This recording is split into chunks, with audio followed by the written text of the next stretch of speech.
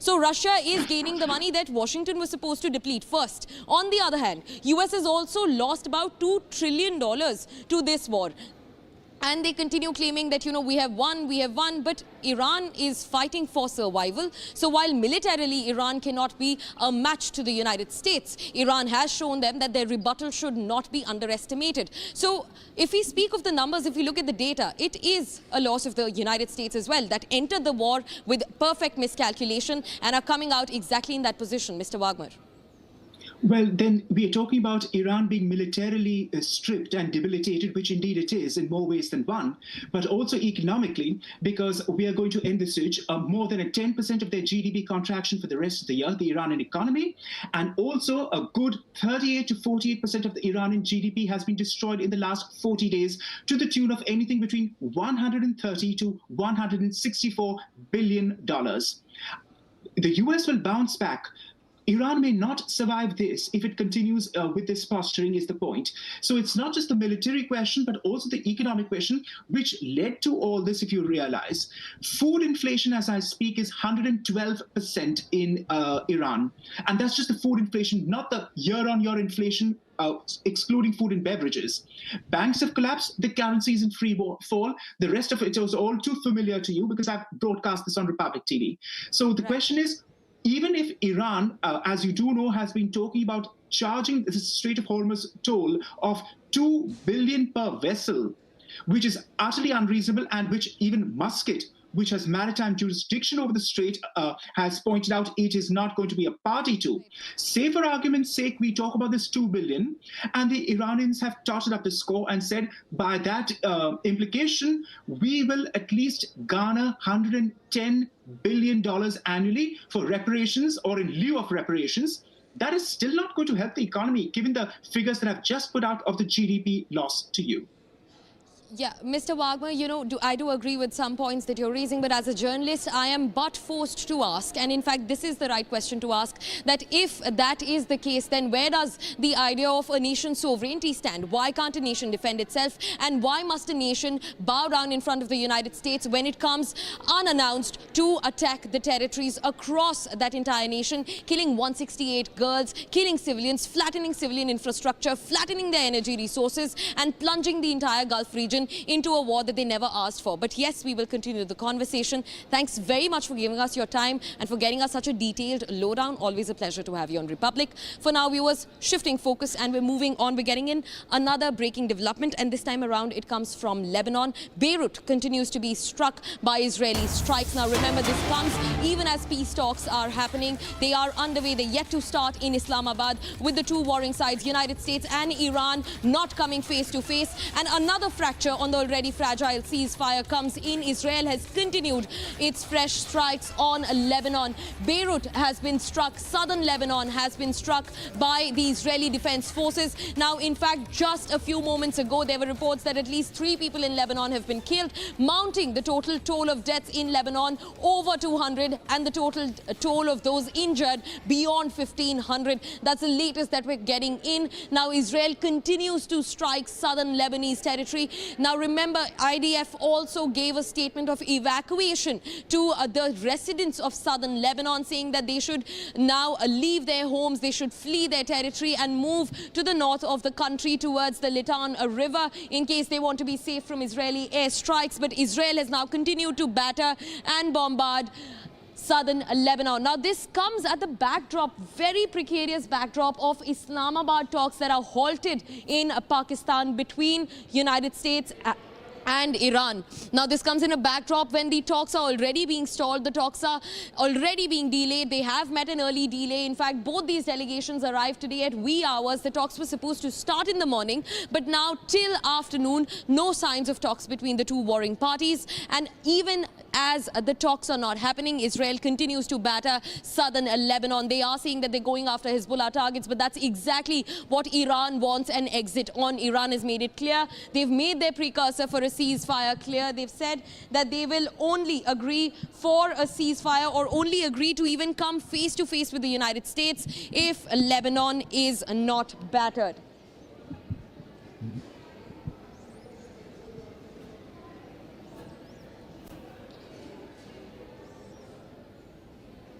Viewers, now shifting focus to a very positive news, in fact, that comes in on the Gaganyaan mission. Now, the Indian Air Force, along with the ISRO, has managed to conduct a second successful airdrop landing, a test landing of the Gaganyaan mission, giving India's moon mission another height. Take a look at this.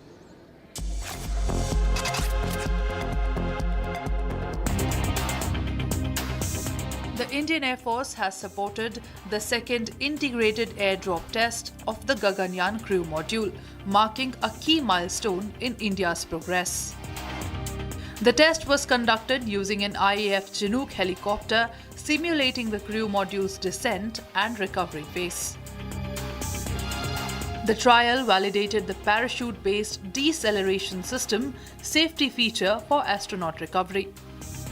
The exercise also showcased seamless coordination between the Indian Air Force, ISRO, DRDO and the Indian Navy, with the Indian Air Force managing aerial deployment, ISRO leading module design and testing, DRDO providing critical technologies and the Navy preparing for recovery operations. All this highlighting a strong joint framework for future human spaceflight missions.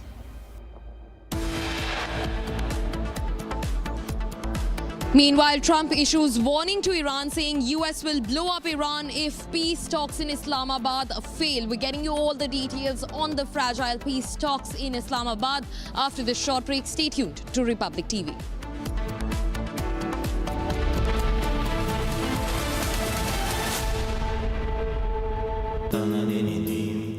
Amity has been ranked among the top universities globally for producing the most employable graduates by the Times Higher Education UK.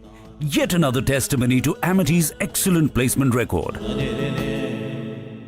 थोड़े में ज़्यादा स्वाद ये तो है इसकी खास बात। वाओ मम्मा, क्या स्वाद है? अरे मेरे राजा। सबका राजा और pure masala.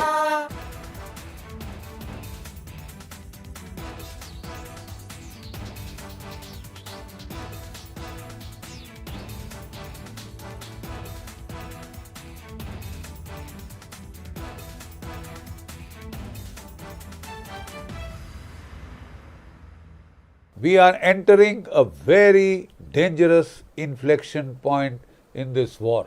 From here on onwards, either things could escalate beyond control or there could be a surprise ceasefire. He is very fond of trying to make the world hang on to his every word, pearls of wisdom, but the last speech was a great disappointment.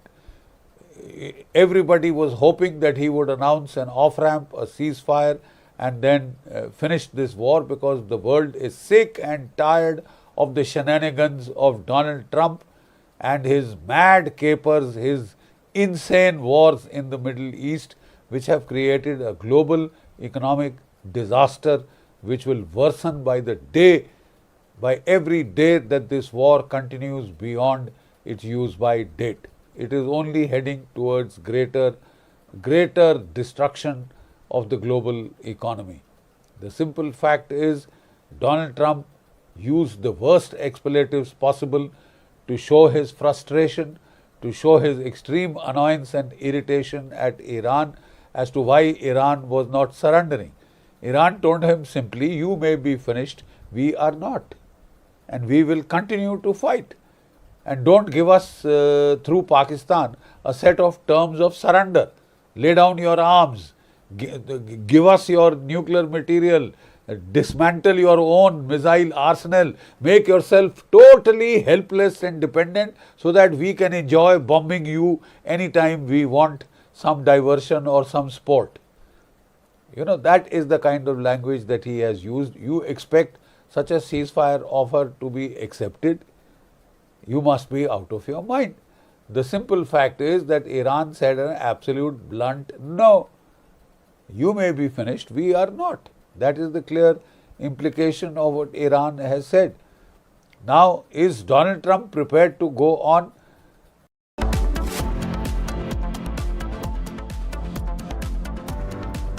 चमकी चाट से क्या बना है? आलू चाट या fruit चाट, स्वाद बढ़ाए चमकी चाट।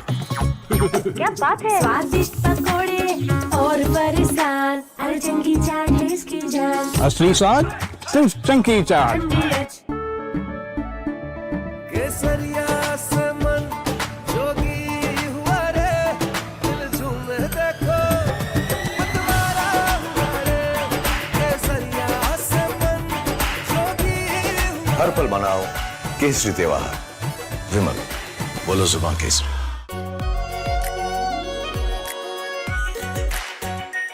Are pure shahi paneer masala delicious healthy everyday. अभी तो कह रहा था कि अभी चीफ मिनिस्टर कह रहे थे, उससे आगे भी सभी लोग कह रहे थे कि मणिपुर में पीस आ गया। ये पीस है क्या? अगर ये पीस है तो हमें ये पीस नहीं चाहिए हमें।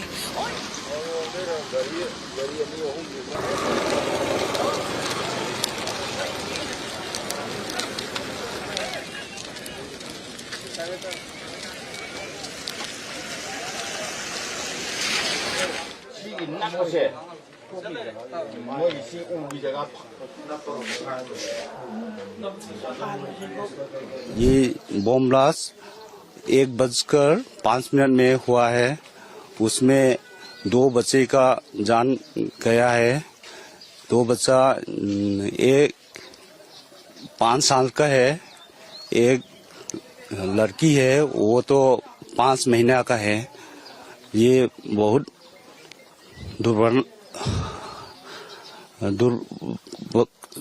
छह इंसिडेंट है।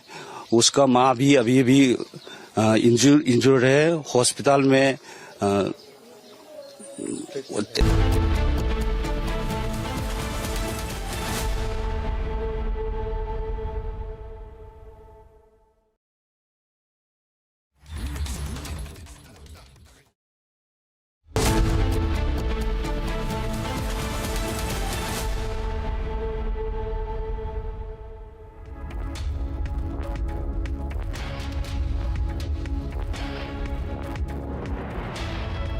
This week on Get Me Right, India's big leap on the nuclear energy security front as our decades-long fast breeder reactor program attains criticality in Kalpakkam.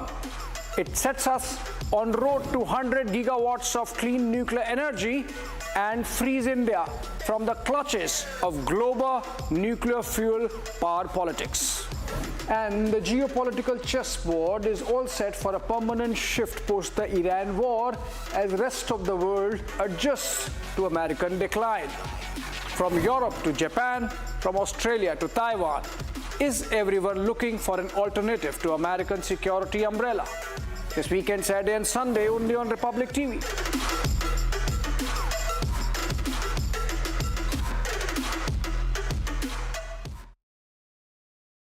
Do you think that you will come to power this time? நிச்சயமா நாங்க ஆட்சிக்கு வருவோம். What is the figure that you're looking at this time? 234 இடங்கள்ல 210 இடங்களில எங்களுடைய கூட்டணி வெல்லும். தனி பெரும்பான்மையோட அதிமுக ஆட்சி அமைக்கும். You will not have to get the support of allies. அதாவது மக்களுடைய மனநில தற்போது அதிமுக தேசிய ஜனநாயக கூட்டணி ஒரு இயற்கையான கூட்டணியா மக்கள் எண்ணுகிறார். இந்த கூட்டணி வெற்றி பெற்று வருகின்ற பொழுது ஒரு சிறப்பான ஆட்சி கொடுக்க முடியும் என்று மக்களிடத்தில் மிகப்பெரிய நம்பிக்கை இருக்குது. மத்தியிலே பாரதிய ஜனதா ஆட்சி, மாநிலத்திலே அதிமுக ஆட்சி.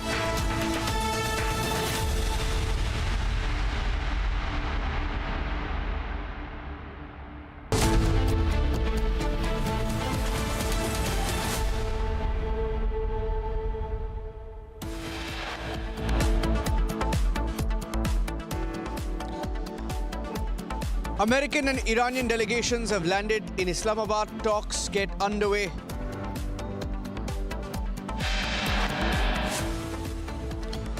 Iranian and American delegations are holding separate individual meetings with the Pakistani side, which will be followed by another level of indirect negotiations. No word yet on whether they will come face to face.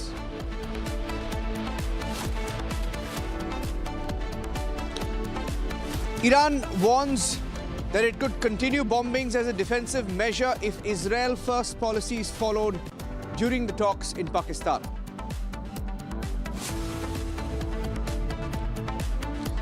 Meanwhile, Trump issues a warning to Iran, says the US will blow up Iran if peace talks fail. He says Iran is living only to negotiate.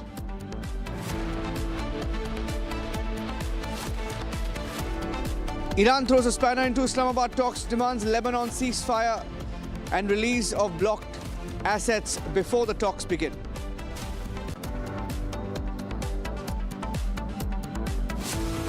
External Affairs Minister S. Jaishankar says another 312 Indian fishermen have been safely evacuated from Iran to India via Armenia.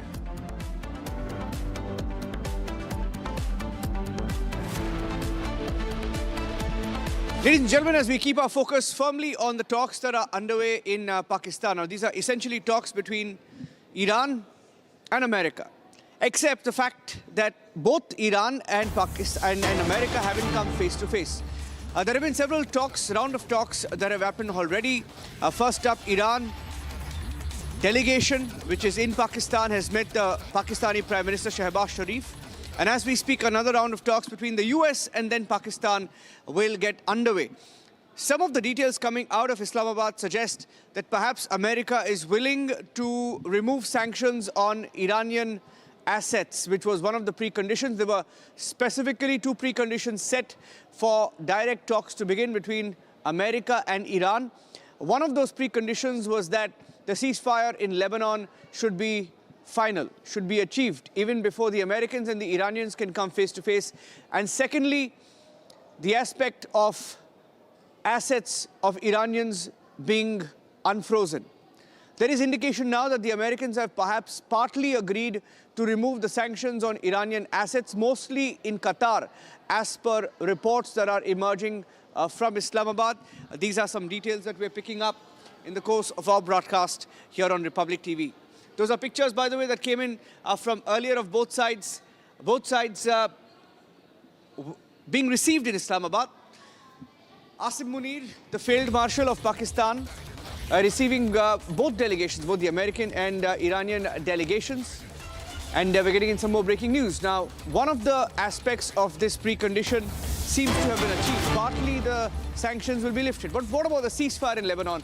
Is a ceasefire completely possible? There are some breaking news pictures coming in. Let's go across to those pictures from Lebanon, where the bombardment continues. The war between Israel and Lebanon has not ended. And Israel continues to strike different parts of Lebanon. We had some images come in of the latest strikes. In fact, both Israel and Lebanon have claimed attacks. The latest Israeli strike seems to have been carried out in the town of Zifta. That's what the Lebanese claim, that there was another strike even as talks were underway between Iran and the Pakistani side in Islamabad. And these strikes are continuing as we speak. Okay, so while we get to these updates, ladies and gentlemen, while we get to the latest updates of the war, the Prime Minister is speaking in battleground Bengal. We'll have to cut across to that. We'll take a short detour from the live coverage, cut across to the Prime Minister's speech. Candidate है जो इस चुनाव में उम्मीदवार है, उन सबसे मेरा आग्रह है कि कैंडिडेट जरा आगे कतार लगा दें, यहां आ जाए सारे कैंडिडेट। हाँ, बस बहुत आगे मत जाइए भाई। मैं 1-2 मिनट इन मेरे सभी उम्मीदवारों को मिलकर के आता हूं, उसके बाद भाषण शुरू करता है। बोले भारत माता की।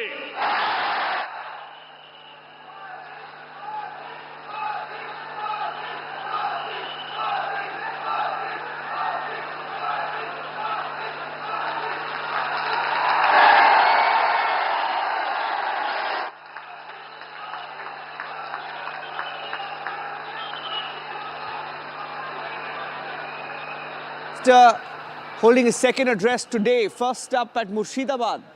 Murshidabad is critical for the BJP. And the second rally, this time in South Dinajpur. Let's cut across live. Joy Bholenath. Joy Jalpesh Baba. Namaskar. Kemon achen? दिनाजपुरवासी, दक्षिण दिनाजपुर की इस पुण्य धरती को कुश मंडी की इस पावन भूमि को मैं श्रद्धापूर्वक प्रणाम करता हूं।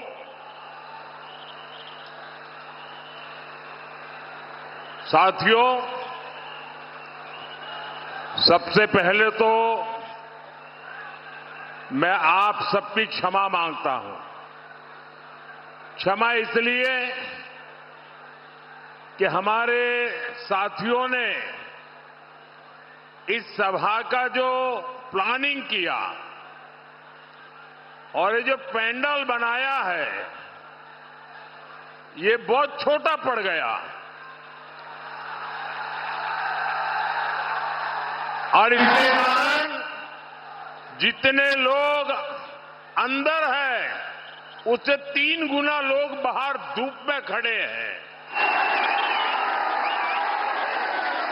जो लोग धूप में खड़े हैं, मैं उन सबकी क्षमा मांगता हूं, लेकिन मैं आपको विश्वास देता हूं कि ताप में आप जो तप रहे हैं, मैं आपके इस परिश्रम को बेकार नहीं जाने दूंगा।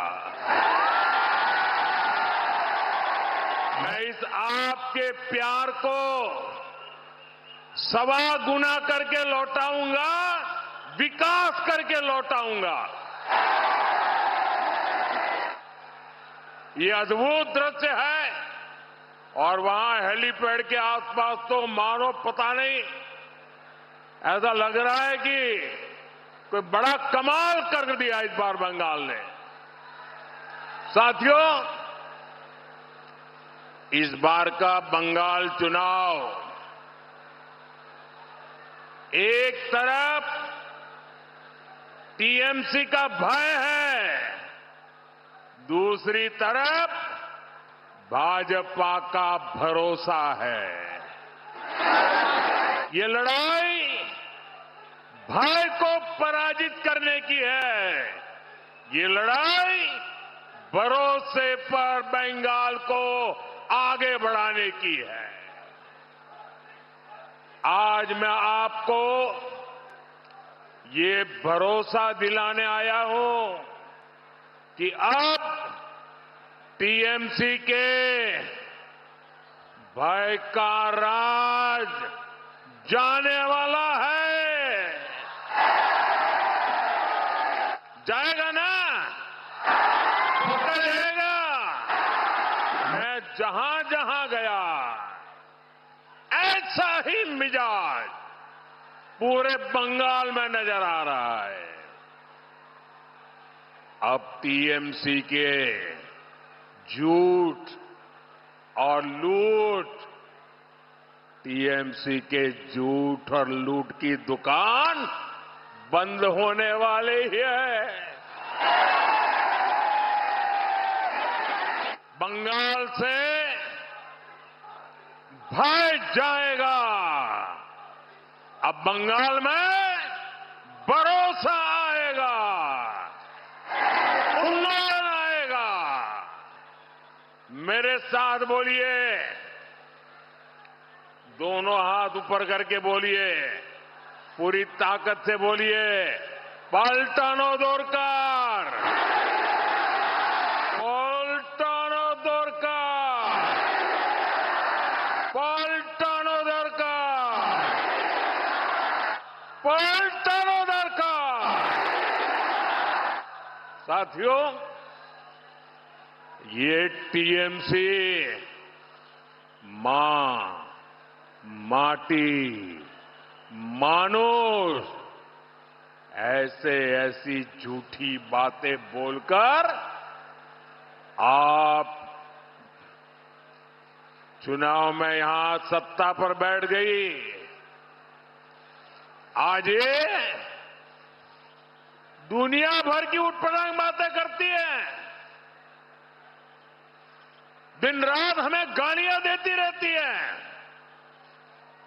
झूठे दावे करती रहती है।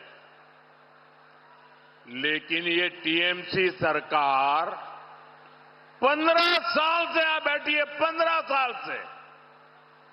अरे 15 साल में क्या किया, जरा बंगाल की जनता को बताओ ना।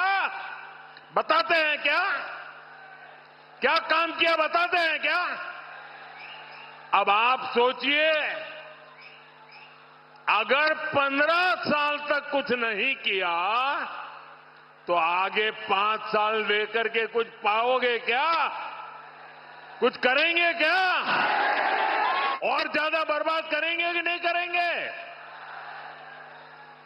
इन्होंने बंगाल को कौन सा डेवलपमेंट मॉडल दिया है? साथियों, ये 15 साल की बात इसलिए नहीं करते क्योंकि तब टीएमसी का झूठ, टीएमसी का विश्वासघात, टीएमसी की दुर्नीति, ये कच्चा चिट्ठा खुल जाएगा। टीएमसी ने 15 साल में एक ही मॉडल डेवलप किया है। कौन सा मॉडल? यहां सिंडिकेट ही सरकार है और सरकार ही सिंडिकेट है। साथियों, आप जरा एक बात सोचकर देखिए, टीएमसी बंगाल के बाहर कई जगह पे चुनाव लड़के गई है। बगल में त्रिपुरा में चुनाव लड़ने गई थी, असम में चुनाव लड़ने गई थी, गोवा में चुनाव लड़ने गई थी। कहीं पर भी एक वोट कोई नहीं देता इनको। अड़ोस पड़ोस के राज उनको पहचान गए, लेकिन वहां उनकी गुंडाई नहीं चलती, बेईमानी नहीं चलती, और इसलिए कोई उनको पूछने वाला नहीं है।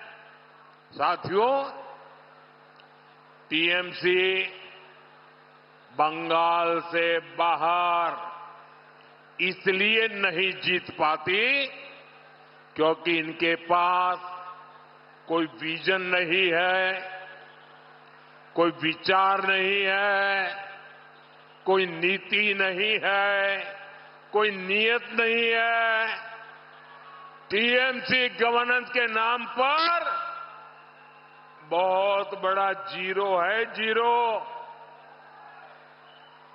इनकी एक ही काम में मास्टरी है, पीएचडी करके रखा हुआ है। कुछ लोगों ने तो डबल डबल पीएचडी कर दिया है।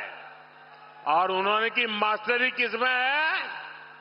गुंडागिर्दी करना, करप्शन करना, इसमें नए नए खेले करते रहते हैं। इनको लोगों को डराना, बूथ लूटना आता है।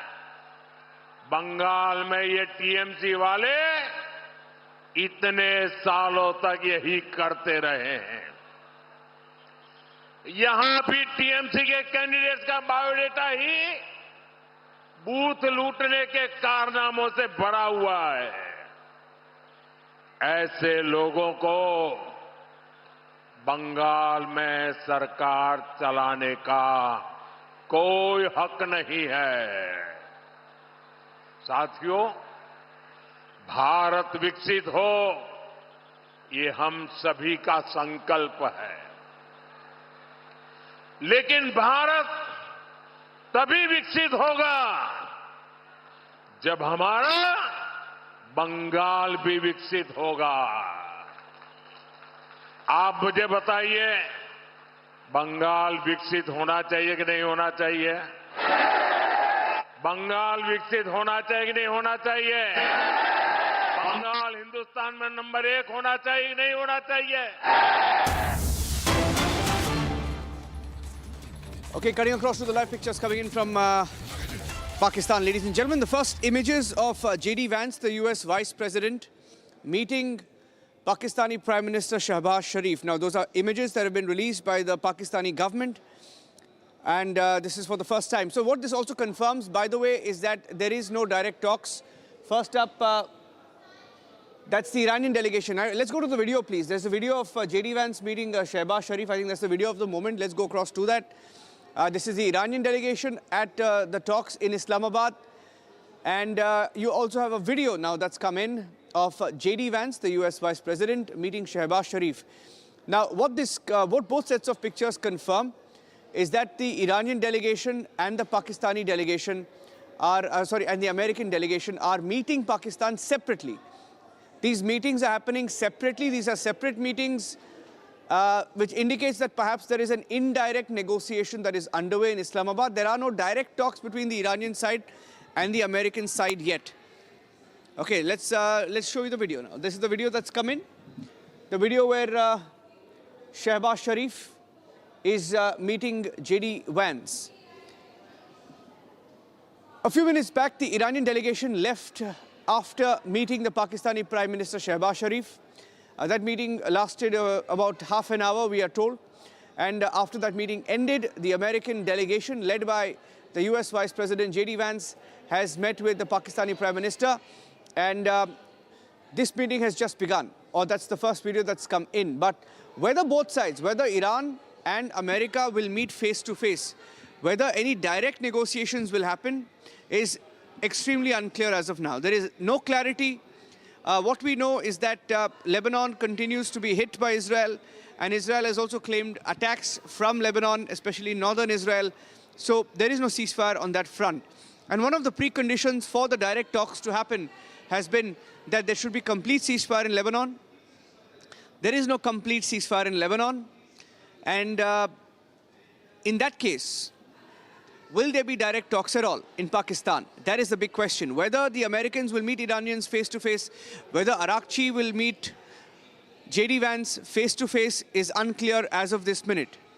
So, staying with these pictures, we're also getting you details of the likelihood of the meeting or the talks lasting more than one day. We are hearing that it may not last more than one day because both sides are prepared, or at least the Iranian side is saying that they are preparing to go back in one day. They don't want to stay in Pakistan for longer. In that case, will there be an outcome at all? Is the big question of these talks in Islamabad. They're being called the Islamabad talks, and at the Islamabad talks, whether there will be a direct meeting is what we don't know. Major General G.D. Bakshi is joining us on the phone line. General G.D. Bakshi, both sides are meeting the Pakistanis. So the Pakistanis, once again, are the mediators here. They are the intermediaries. The Iranian delegation has met with the Pakistani Prime Minister. We have pictures of J.D. Vance meeting the Pakistan Prime Minister. But the precondition for the direct meeting, which was of a ceasefire in Lebanon, is not there. There is no ceasefire. I thought from the very outset that this refusal of Israel to have a ceasefire in Lebanon was a deal wrecker from the word go. And that is what it looks like. It remains to be seen if these talks can be salvaged.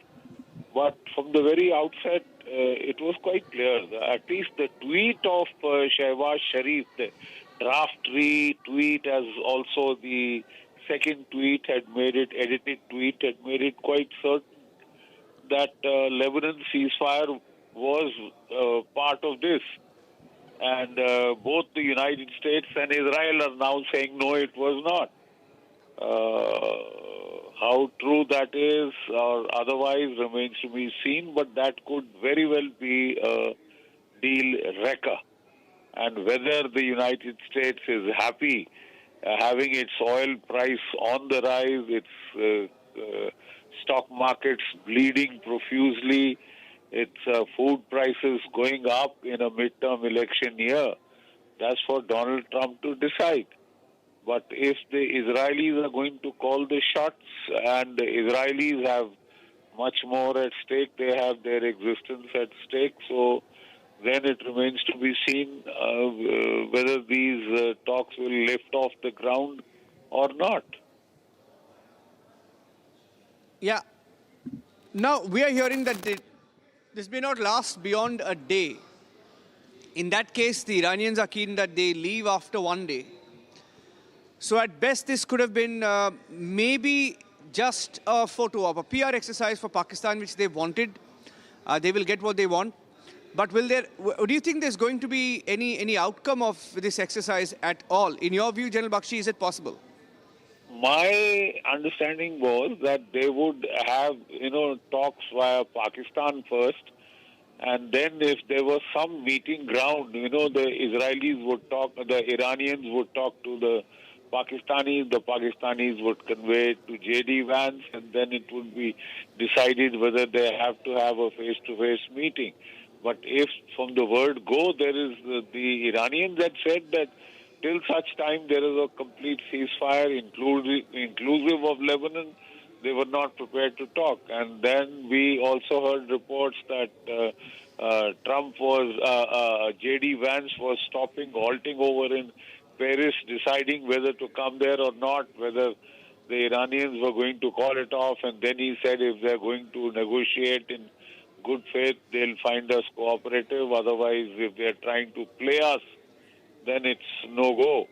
So, looks like a no-go as of now, because the Iranians are quite adamant on the conditionality that the ceasefire should continue should be applicable to Lebanon too. Don't forget, 200 places in Lebanon were struck after the deal was signed, the deal was announced. The peace deal, or the so-called talks, the peace talks were announced. 200 sites they struck. They've killed over 300 people, over 1,000 plus wounded. That's a major stab in the back. That's a major stab in the back. You let people, let their guard down because of the ceasefire. And this is the third time they've done it to the Iranians. You pretend to negotiate and then use that as a kind of a rip-off. If you look back to the time of Op Sindoor, even we had, before calling it off, wanted to give a proper strike to Pakistan. And we had delayed accepting the call. We had delayed accepting the call so that we could hit some of the targets, including the ISI headquarters where this whole Pelgam tamasha was planned. We had hit that with drones and put it on fire. So people do try and, just before the ceasefire goes into operation, hit some very high-value targets, knock them off, because for Iran, for Israel, it is a major threat coming from northern Israel. The whole of northern Israel is under the attack by the Hezbollah rockets and missiles. So they were keen to hit back, but their operations were progressing slowly because the whole ground geometry has been altered by the Hezbollahs to put up very fierce resistance. They haven't been able to make it till the Litani River, no way. So whether they'd settle for a 4 to 5 kilometer deep belt, border belt, is what is to be seen. But Israel's insistence on continuing to engage Lebanon could be a deal wrecker. Sir, I'm running short of time. General Bakshi will get you live in some.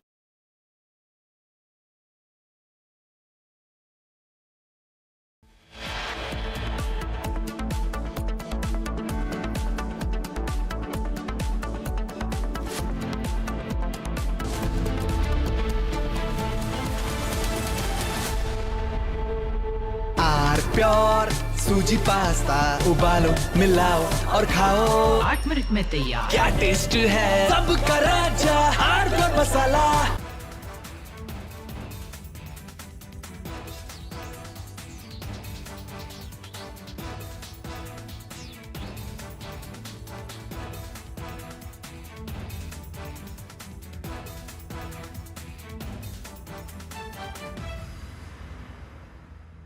चमकी चाट से क्या बना है? Sandwich लस्सी और छाछ हर घूंट में चमकी चाट ड्राई फ्रूट और दही बड़े चमकी चाट से स्वाद बढ़े असली स्वाद सिर्फ चमकी चाट।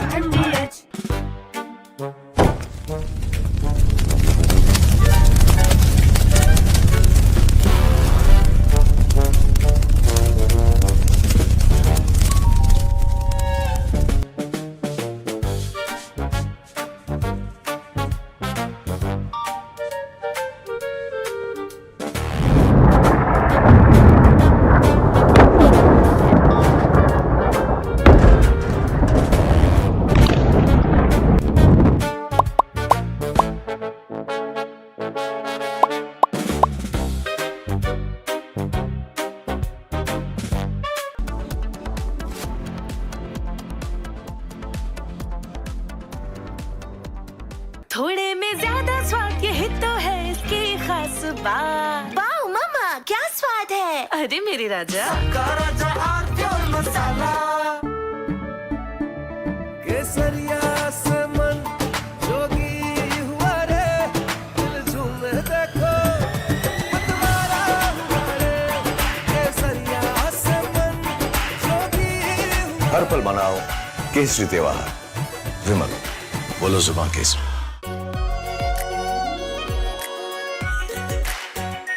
Are pure shahi paneer masala, delicious, healthy, everyday. We are entering a very dangerous inflection point in this war. From here in onwards, either things could escalate beyond control or there could be a surprise ceasefire. He is very fond of trying to make the world hang on to his every word, pearls of wisdom, but the last speech was a great disappointment. Everybody was hoping that he would announce an off-ramp, a ceasefire, and then finish this war, because the world is sick and tired of the shenanigans of Donald Trump and his mad capers, his insane wars in the Middle East, which have created a global economic disaster which will worsen by the day, by every day that this war continues beyond its use-by date. It is only heading towards greater destruction. BJP-AIDMK relationship had collapsed. From Asia's largest news headquarters, setting the agenda for Bharat.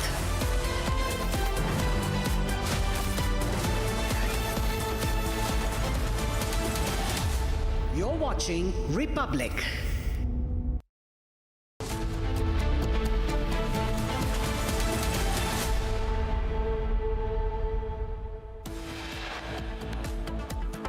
Both American and Iranian delegations land in Islamabad. Ceasefire talks next.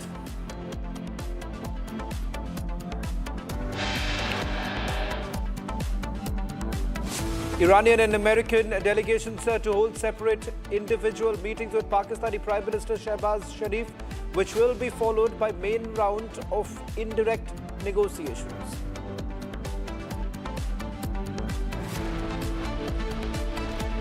Iranian leaders warn it will continue bombings if Israel first policy is followed during the talks.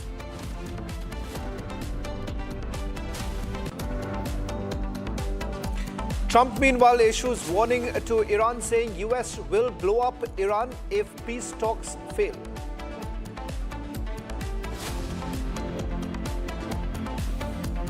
Iran throws a spanner into Islamabad talks, demands a Lebanon ceasefire and release of blocked assets.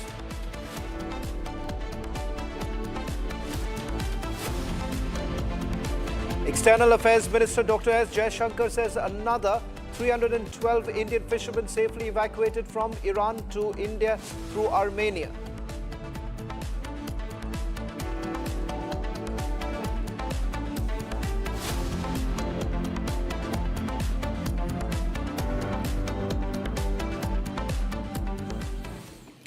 Well, in fact, a US official has now denied reports that Washington has agreed to unfreeze Iranian assets. Now, this comes after media reports essentially coming in that perhaps the United States of America had basically accepted the demands that were made by the Iranians with regards to unfreezing assets of Iranians. And this was perhaps something that was accepted by US, but it seems now it has been contradicted, where US officials now indicating that no such demand has been accepted as yet. Now, just a quick recap of what we know so far in terms of the talks that are basically underway in Islamabad.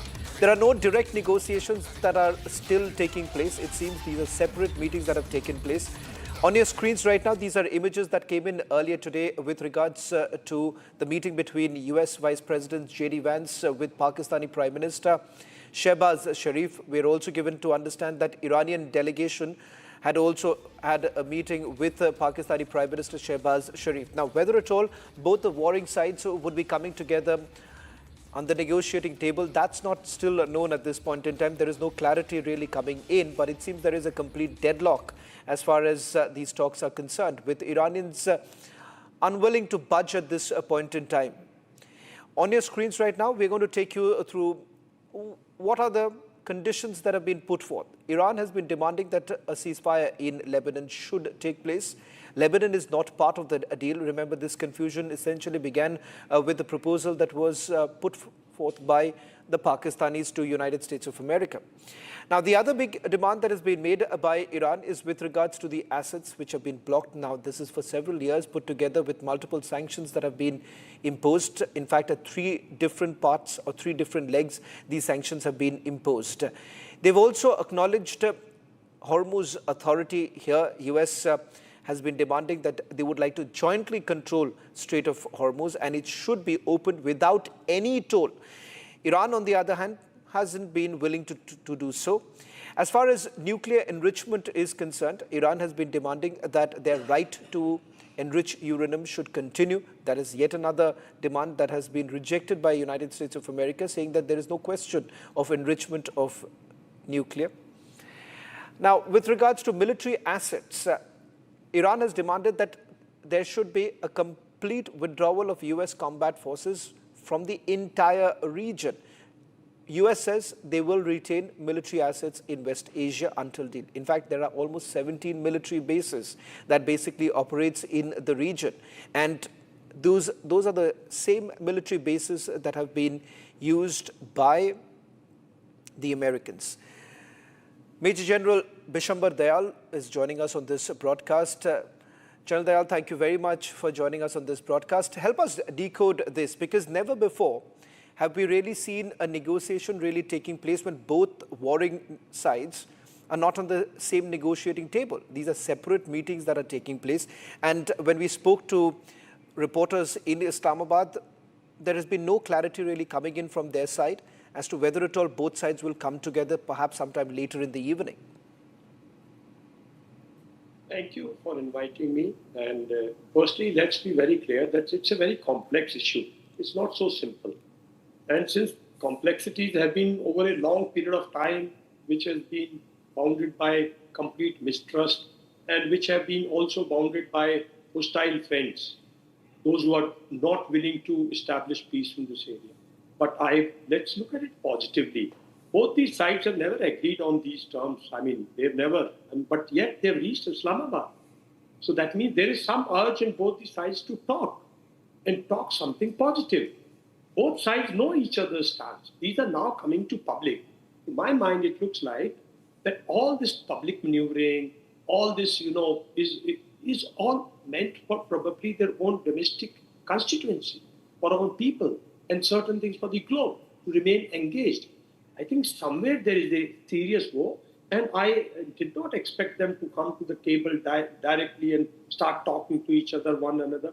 I thought as much that, look, both of them have been very, very unwilling into face-to-face this thing. Both have got very, very hard stand in front of their own constituency. They both may be utterly wrong if you look at it from a global perspective on each issue. But they both have been showing a very, very tough stance to their people. So to expect them to first time come to Islamabad and then start hugging each other and then talk, no. There will be exchange first. There will be some ground prepared. There will be some. You just see, there has been a news in some media where I saw, I didn't know about it. And I don't know, I'm not verified it, that both Israel and Lebanon have agreed to meet in Washington on Wednesday. Till yesterday, there was nothing like that. Till yesterday, it was there that Israel will keep bombarding Lebanon. Today also, so these statements, we also heard something on Hormuz, that look, there are some mines and it is very complicated and we do not know where mines are, so beware. So that means there is a channel being opened to tell the public that, look, if Hormuz doesn't get open tomorrow, doesn't mean we don't talk. There are issues there. And if ships have to go along with the Iranian, around the Iranian coastline, under Iranian supervision of them, doesn't mean it is violating international law and doesn't mean it dilutes the standard status of talks. they have decided, and let me tell you, this is not the last chance. Probably this is just the beginning. This is just the first step. Ultimately, if ever talks happen, ultimately, if ever peace comes in this place, ultimately, if we achieve an agreement, there will be Trump present. He can't miss that limelight. There will be other players. There will be Saudi Arabia, there will be UAE, there will be other parts. There may be Israel, so it may not happen in Islamabad. It may just be the Islamabad dialogue, which can tomorrow get converted into Cairo declaration or something like that. I do not know. But the positive aspect is that Vice President of America, despite all these, they were aware of these Iranian demands. More than you and me, they've been aware of these for ages. They discussed 1 month in the month of February. They were discussing all these issues. So they know each other. The basic grounds is prepared. It is now how to satisfy their domestic constituency that if certain things, because of this war, popularity of America has gone down, Iran is winning on a narrative, and Iran want to see that they are negotiating from a strength, a place of strength, position of strength, then these statements, these things will happen. This is my belief. General Dayal, I'll request you to stay on with us as you help us decode what does this meetings essentially mean, and whether at all are we really expecting at a final conclusion, and whether at all the ceasefire will hold, because that's extremely crucial at this point in time. Beyond the rhetoric of a war, the idea is to basically find a solution. I want to take another breaking news now coming in right now. This is from the Iranian side, and in fact, as far as the Islamabad talks are concerned, Iranian media is now reporting contradicting talks of talks lasting a few days. Now, that's what was being indicated in Pakistan. Iranian media has indicated that the Iranian delegation in Pakistan is just for 1 day. This means that they are running out as Iran refuses to negotiate until there is clarity as far as the ceasefire is concerned. And while bombing basically continues in Israel, a short while back, I'm given to understand that southern Lebanon was once again targeted by the Israelis. General Dayal, minus the Israelis on the negotiating table, and this is the question that I had also asked someone from a European country, that how do you really expect a solution to really come up when one of the major stakeholders, because of which the war actually began, that is Israel, not on the negotiating table? Secondly, it's happening in a place which does not even recognize Israel. So how are we to expect that even if these two sides, America and Iran, basically comes together and they decide, assuming that they decide that yes, let's stop the war, Israel is not going to accept it. Prime Minister Benjamin Netanyahu has multiple compulsions. He may not even agree to what America is saying. Let's be very clear about that. So let's be very clear that if if American Vice President has come here, I'm sure there must have been some dialogue between Israel and America. And it was well known Israel will not come. And that's why I said maybe this is the first round, maybe the second round, maybe something else. There is no doubt about it that Israel is not on the side of peace. Israel is on the side of war. But does Israel matter? Does the Israel confrontation with Lebanon, Hamas, or Gaza, did it affect the world? Today, the world has been sucked into it. The entire Southeast Asia is completely sucked into it. Their economies are getting affected. Their livelihood is getting affected. How is Israel affected? So Israel what are Israel's stakes here? Does he have stakes in Gulf? He just has been able to promote an ideology that my existence is a threat because Iran exists. Iranian civilization has existed for years. It may not be a same civilization. It may have transformed. Rulers may have gone. There was a Shah during our contemporary period. He was also difficult for some people. He was also executing people. There is another Ayatollah Khomeini came who continued, sorry to use the wrong word, who continued to be more tyrannic than the Shah. So how does it matter to the world? I don't understand. This area is delicate. The stability of Gulf affects the world. It affects another players here. They were not firing at each other. Iran was not firing at UAE. Iran was not firing at Dubai. Iran was not firing at Saudi Arabia. It all started because you started bombarding Iran. You eliminated their top leadership. You eliminated their head of the state, whom they considered as a representative of God. That's their belief. Whether 70% people believe, 60% people believe, we don't know. So you have gone there and caused this instability. You had your own games. You have not been able to achieve any of your stated political military gains. So now, and you shifted your political military gains, and those shifted gains, goals also today looks like that they are also being dominated by Iran. There was no Hormuz issue, whereas all military strategists knew from day one that Hormuz could become a critical issue. Yeah, I'm sure Americans must be knowing it. So it became an issue. So you shifted. We want the Hormuz to be clear.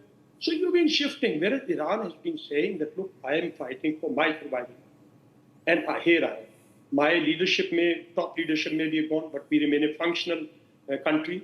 Our IRGC top leadership may, but they remain a functional force, and they continue to fire back. Some infrastructure has been destroyed, but our life remains normal. Our missile heights and our UAVs have been destroyed, but they continue to fire back. So Iran has actually, the narrative shifted from Israel, American stated this thing, to the fact that Iran is really doing a good job by standing to a power which is honestly trying to bully another country in a different region, and for which is caused complete upset. In Gulf, there are citizens of each country. I mean, in UAE itself, there are citizens of 60, 70 odd countries. And there are Indians. So what I am saying is the narrative shifted. Now, if Iran remains hardliner on Hormuz, I can assure you, dear, that after some time, even the narrative will shift back against Iran. Today, if the population in the world feels that wrong is being done by Iran, and Iran continue to do these funny things on Hormuz, then their narrative will shift. He will look like tyrannic. Today, everybody feels America is a tyrannic force. They came here to bully. They came here to establish their complete control like they did in Venezuela. And to that, Iran is withstood. This is what I think everybody, you go on the street, talk to people, talk to common people, talk to any faith people, talk to any political alliance people, there's no leftist here, there's no rightist here, there's nothing. There is simply a very, very strategic area which has been the hub of world trade, which has been hub of world communication in the contemporary last 20, 30 years. It has emerged as one of the most important air traffic region, the communication regions, all communication under sea are going through this area. 20% trade comes through Hormuz, but other 20% comes from Red Sea also. So you cannot disturb this area. This is what has made the people speak, and this is what has brought friend Trump to negotiate. So we must be expecting some positive. General Dayal, I just also want to put the spotlight on the role of the GCC here. But before that, let me get in another breaking news now coming in. This is Saudi Arabia making an announcement with regards to the arrival of Pakistani troops. They said that the military force from the Islamic Republic of Pakistan has reached at the airbase in the eastern sector under the Joint Strategic Defence Agreement signed between both of the countries. Pakistani force consists of fighters and support aircraft belonging to the Pakistani Air Force, with the aim of enhancing joint military coordination, raising the level of operational readiness between the armed forces of the two countries, and supporting the security and stability at both regional and international levels. Now, this was the dichotomy that we were talking about, General Dayal, with regards to the relationship that Pakistan and Saudi Arabia share. And perhaps they find themselves in a precarious situation because the Iranians are not going to take this lightly, given the fact that this even may be in the garb of some sort of a joint military exercise. But having said that, the Pakistanis sending their troops to Saudi Arabia, this is an official announcement that has been made by Saudi Arabia. How do you think this would be taken by the Iranians to begin with? And just take it a step ahead. Imagine the Turkish also, because there was a tripartite talk at one time between Turkey, Saudi Arabia and Pakistan. And if imagine that also, and Turkey also does the same thing, then you make another coalition here, no? So these are small steps where probably have been conveyed to Iran also by people. And that's where probably Iran has said that, look, it's time for you to also find a peaceful. Otherwise, see, I've been talking about it. I mean, this is a huge development. I mean, during this time, I mean, it could take everything back to like Pakistan could also play the same part, which I say that if Israel doesn't stop in Lebanon, well, then he's spoiling the peace process. And if Pakistan does something funny like this, then it is also looking like spoiling the peace process. But I'm sure this must have been ongoing for not today. It must have been ongoing ever since they signed this agreement. They both signed a strategic partnership, and the whole dimension changed here, right? But Pakistan brigade presence there has got no relevance because there's no ground threat. There's no ground attack from Houthis. From Yemen side, there's no ground threat. They have not attacked from there. It is only missile and the drone threat which has been going there, and which probably from the Houthi side, some critical these things because from China, even Pakistan may have taken certain anti-drone systems. So look at it here. On one hand, Chinese equipment seems to be supporting the Iranians. On the other hand, the Chinese equipment through Pakistan lands up in Saudi Arabia. So look at this. That's why I said it is a very complex issue. And yet they are here. Yet they are discussing. I'm sure intelligences of CIA must be aware of this. I'm sure the Iranians must be aware of this, what is going on between Saudi Arabia and Pakistan. This news may be coming today, but this must have been going on for some time now. So all this has been considered by these players, and yet they've decided to talk. Means America in 40 days has fired everything, what it had, except that nuclear weapon. The rest it has fired. Israel also is talking big. They've tried everything. You eliminated 50 leaders on the first 2 days. Yet the country remained functional, bhai. You've done a fantastic job. You eliminated bulk of the leadership. You first day struck at their air and air defense system. Yet on 15th, 16th day, they start some air defense systems coming out of tunnel, and they could shoot F-35. They could shoot F-15. They could shoot A-10. They could shoot your strategic electric counter major places. So they have a great potential to survive. So this is now, these are not going to, but yes, from Indian perspective, our relationship with Saudi Arabia is quite good today. And let's face it, after the attack on Mecca, Medina, you may recall, you've been in this profession for quite some time, and you understand better than I think most, that look, the Saudi Arabians, after the Mecca Medina attack by the terrorists, had requested, had a brigade placed from Pakistan forever. And Pakistani retired chiefs have been their advisors, number of them have been their advisors. So it doesn't affect so much materially as it affects, I think, or strategically or defense-wise, because there's no ground threat to Iran at present. To Saudi Arabia, right?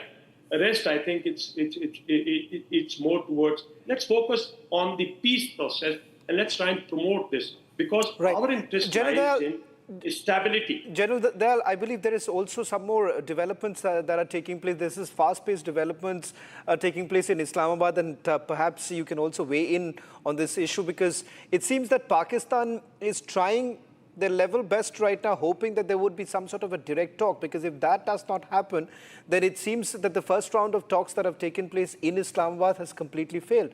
Now it seems Iranian media is reporting this, that the second meeting of the Iranian delegation with the commander of the Pakistani army, I believe that would be Field Marshal Asim Munir, the Iranian delegation once again met with the Pakistani army officials this afternoon prior to their meeting with the Prime Minister of Pakistan, and there's a possibility that a new message was exchanged. Now, we do not know exactly what is it that the Iranians have essentially told the Pakistani army, but it seems that some Western media is now basically reporting that there is a slim possibility that there could be a direct talks, because that's exactly what Pakistan has been batting for, hoping that there would be a direct talk between Iran and United States of America.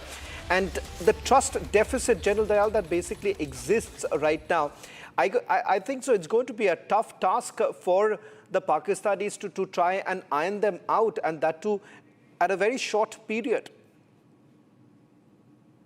See, Pakistan, I think, is not in that sort of a strong strategic strength that it can leverage any of its strengths to bring them to melt down on their individual position.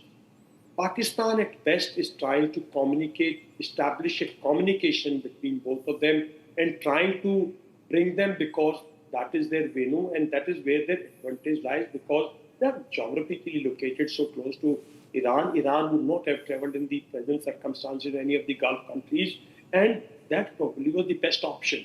So somewhere the back channels have succeeded, and somewhere the IRGC is supporting their political leadership that yes, let's try it. I mean, so there I feel that if they negotiate directly, or even if they even go from here to say, okay, we don't break, we don't start firing at each other tomorrow, let's come back, or let's extend the pause. If something like that happens, will be considered as a positive step, right? That look, okay, fine, let's go back. You see, the key players haven't come. The presidents are not here. Head of the states are not here, right? The head of their, he may be down, Mustafa may be down, he may not be in a position to do that, but he probably can directly, or indirectly could be there now. So large number of ifs and buts are there, where I think that this is the start point, and in this start point there are huge expectations by the world, and we also are going into minor things. But I think all this has been worked out. That's why Vice President of the US has come, and there'll be some positivity. Even if it is a pause, and this pause remains for 15 days, and they come back to talk again, or they extend the pause, I think that will give lot of peace to the other part of the world. Lot of other economies will have some respite.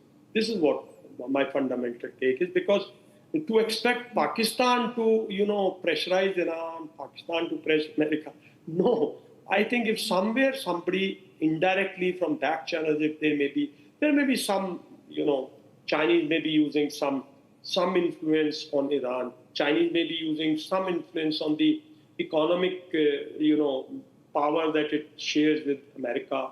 So there may be number of tools, and Israel may be trying to say that let's continue 10, 15 days. Probably they would like to sort out Lebanon once for all. So there are a number of players, but at present, General Dayal, I'm sorry. To me, it looks like. Right. General to Dayal, me, it looks like things are positive. General Dayal, I'm sorry I had to interrupt you in between, but I'm running short of time. But thank you very much for putting this into perspective. We'll be tracking this very closely, because it's far from over right now. It seems that not much headway has been made as yet. A story that we'll be tracking very closely, as the Iranian leaders warn it will continue bombing if Israel-first policy is followed during the talks.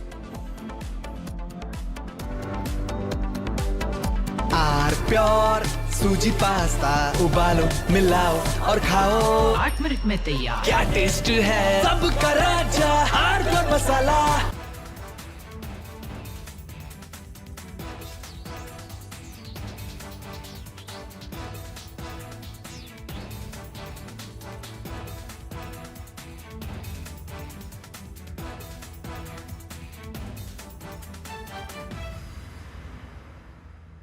प्यास बुझाए ठंडक लाए सबको भाई जीरा से MDH का जलजीरा जीरा से जीरा से असली रिफ्रेशिंग असली स्वाद असली मजा।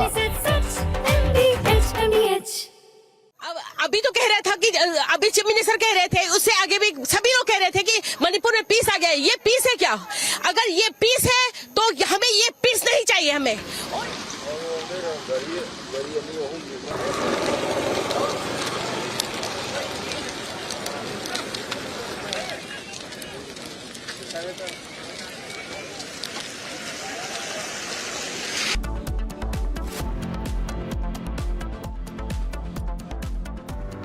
थोड़े में ज्यादा स्वाद यही तो है इसकी खास बात। वाह मामा क्या स्वाद है। अरे मेरे राजा राजा और pure masala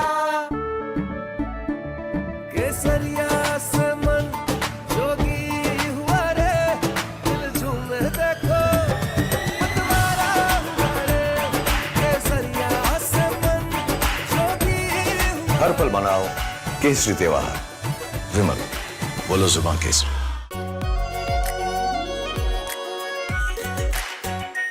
are pure shahi paneer masala, delicious, healthy everyday.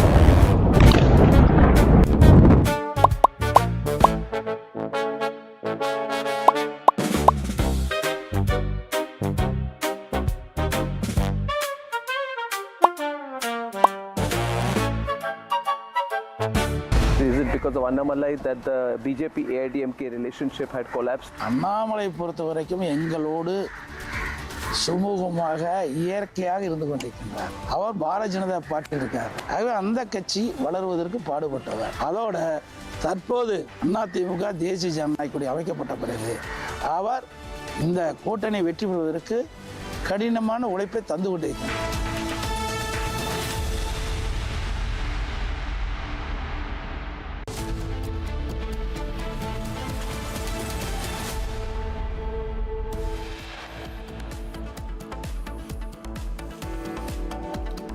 Both America and Iranian delegations land in Islamabad, separate meetings taking place.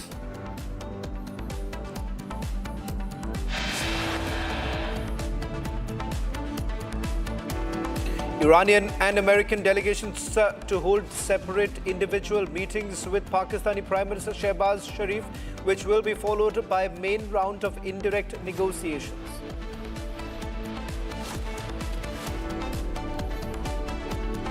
Iranian leaders warn it will continue bombing if Israel first policy is followed during the talks.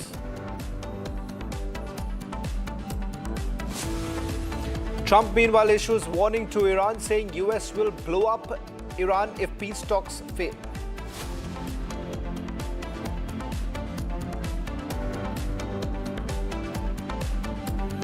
Iran throws a spanner into Islamabad talks, demands Lebanon ceasefire and release of blocked assets.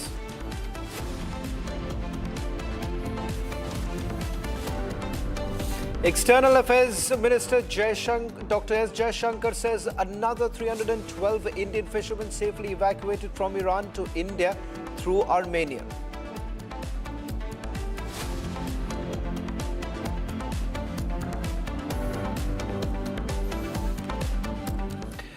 Talks between the United States of America and Iran is underway in Islamabad, but there is a twist.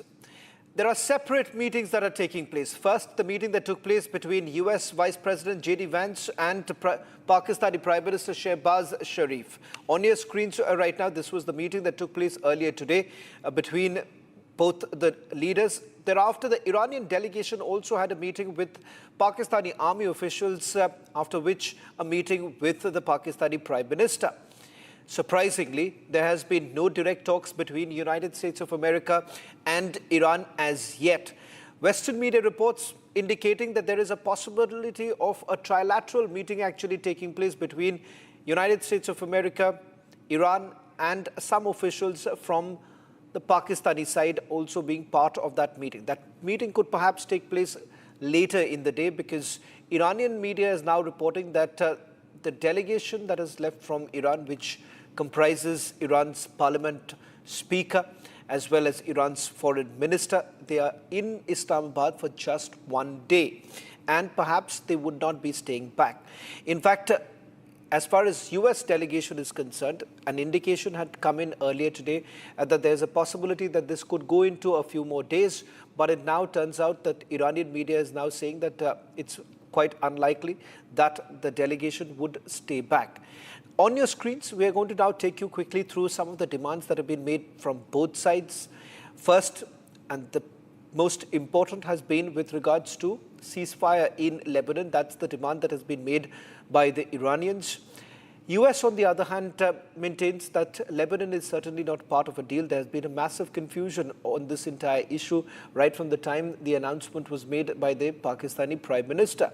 The second issue is with regards to assets that have been blocked by US as far as Iran is concerned, and also an end to sanctions is something that Iranians have been demanding. US says to link sanctions relief to nuke missile programs is something that is unacceptable at this stage. Acknowledgement of Hormuz Authority, now that is another issue where Donald Trump had indicated that it would be controlled jointly, and as far as a toll fee is concerned, that is unaccepted. Now, there are certain red lines that have been conveyed to the Pakistani Prime Minister by the Iranian delegation, particularly with regards to nuclear enrichment, which the Iranians say that they should be allowed to enrich uranium, something that, again, Donald Trump has indicated that it is unacceptable to the Americans. Initially, we were given to understand that perhaps there was some confusion and some acceptance of the 10-point ceasefire plan that was proposed by the Iranian side. Now, as far as military bases are concerned, roughly about 17 Iranian bases are operating in the region, and that, in fact, Iranians say should now stop.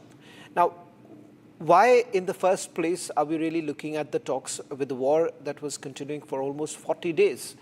Now, ceasefire in Lebanon is something that is quite crucial, with Parliament Speaker now saying that release of Iran's frozen assets are also important to basically put together.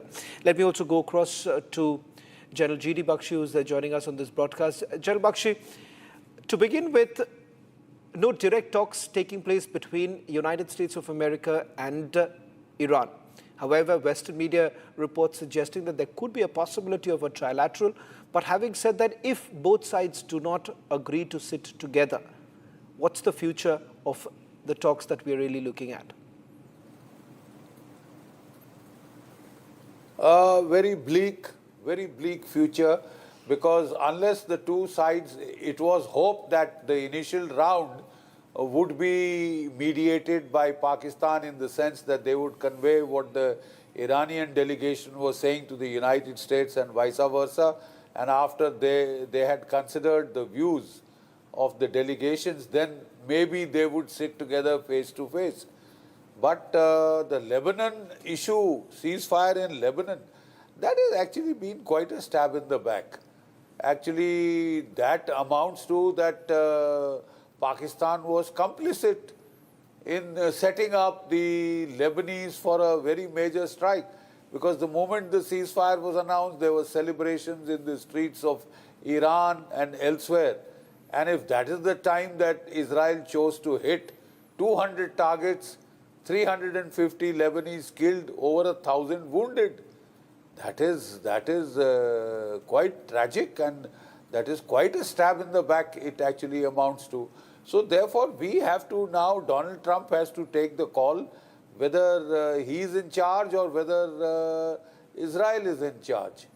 Whether Israel will decide whether the talks will go on or otherwise, or it is the United States which is feeling the heat economically. Within United States, the price of oil, like I said, has risen from $2 a gallon, has gone up to almost $4 to $5 a gallon, could go higher. Inflation in the United States is on the rise. Fertilizer prices are up by 42%. Food prices are high, are going to get much higher still. This hurts the ordinary American.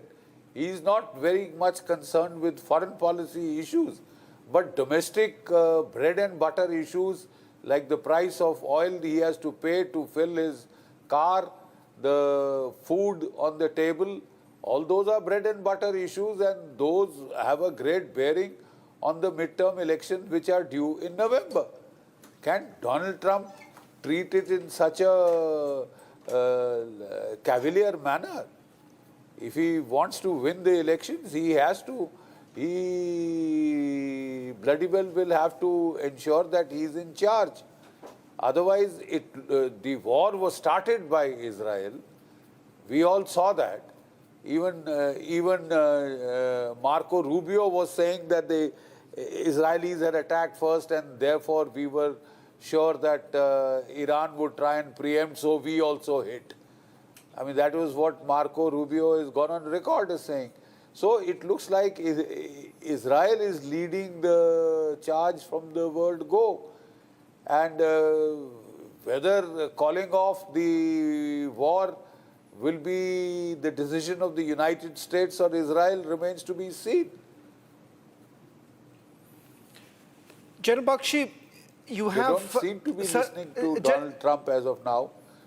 But General Bakshi, just look at the messaging that has been done so far. Iran's parliamentary speaker says that talks can only happen if they accept the ceasefire in Lebanon. That perhaps there is a slim possibility that the Americans might just agree to it. But there are larger issues as far as assets are concerned, nuclear enrichment is concerned. These are perhaps the most sticking issues right now, which it's quite unlikely that the Americans at this stage would agree.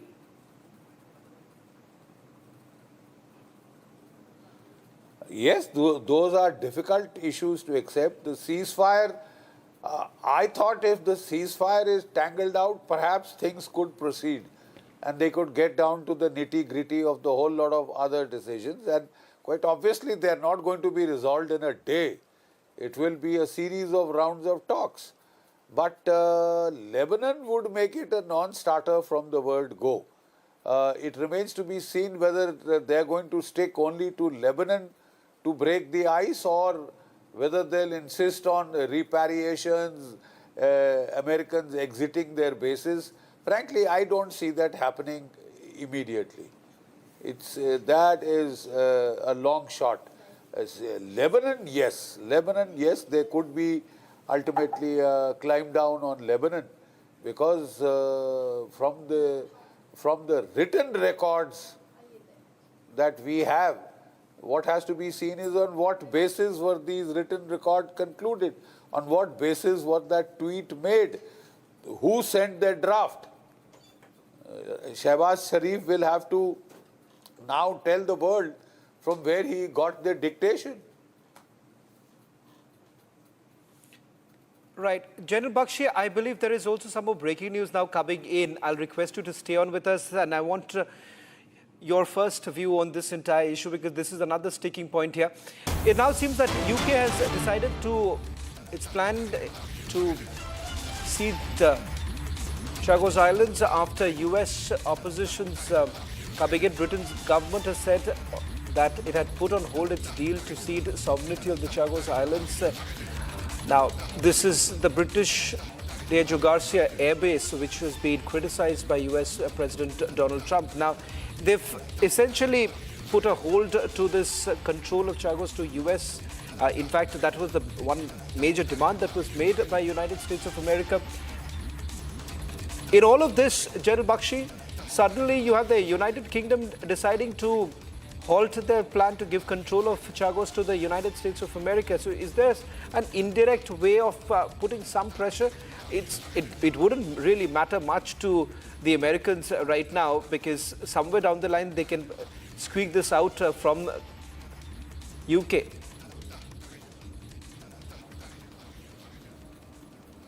Certainly, the agreement to hand over Diego Garcia back to Mauritius had been done last year, quite some while back, and the United States had then raised a lot of objections to that. This is not the time to hand it back, because quite obviously they had their Iran operations in mind, and Diego Garcia plays a major role in those operations. Iran also has been able to hit Diego Garcia. It's that their missiles could not penetrate the first time, but they were trying to make a point that we can hit this place. They have also hit as far as Cyprus.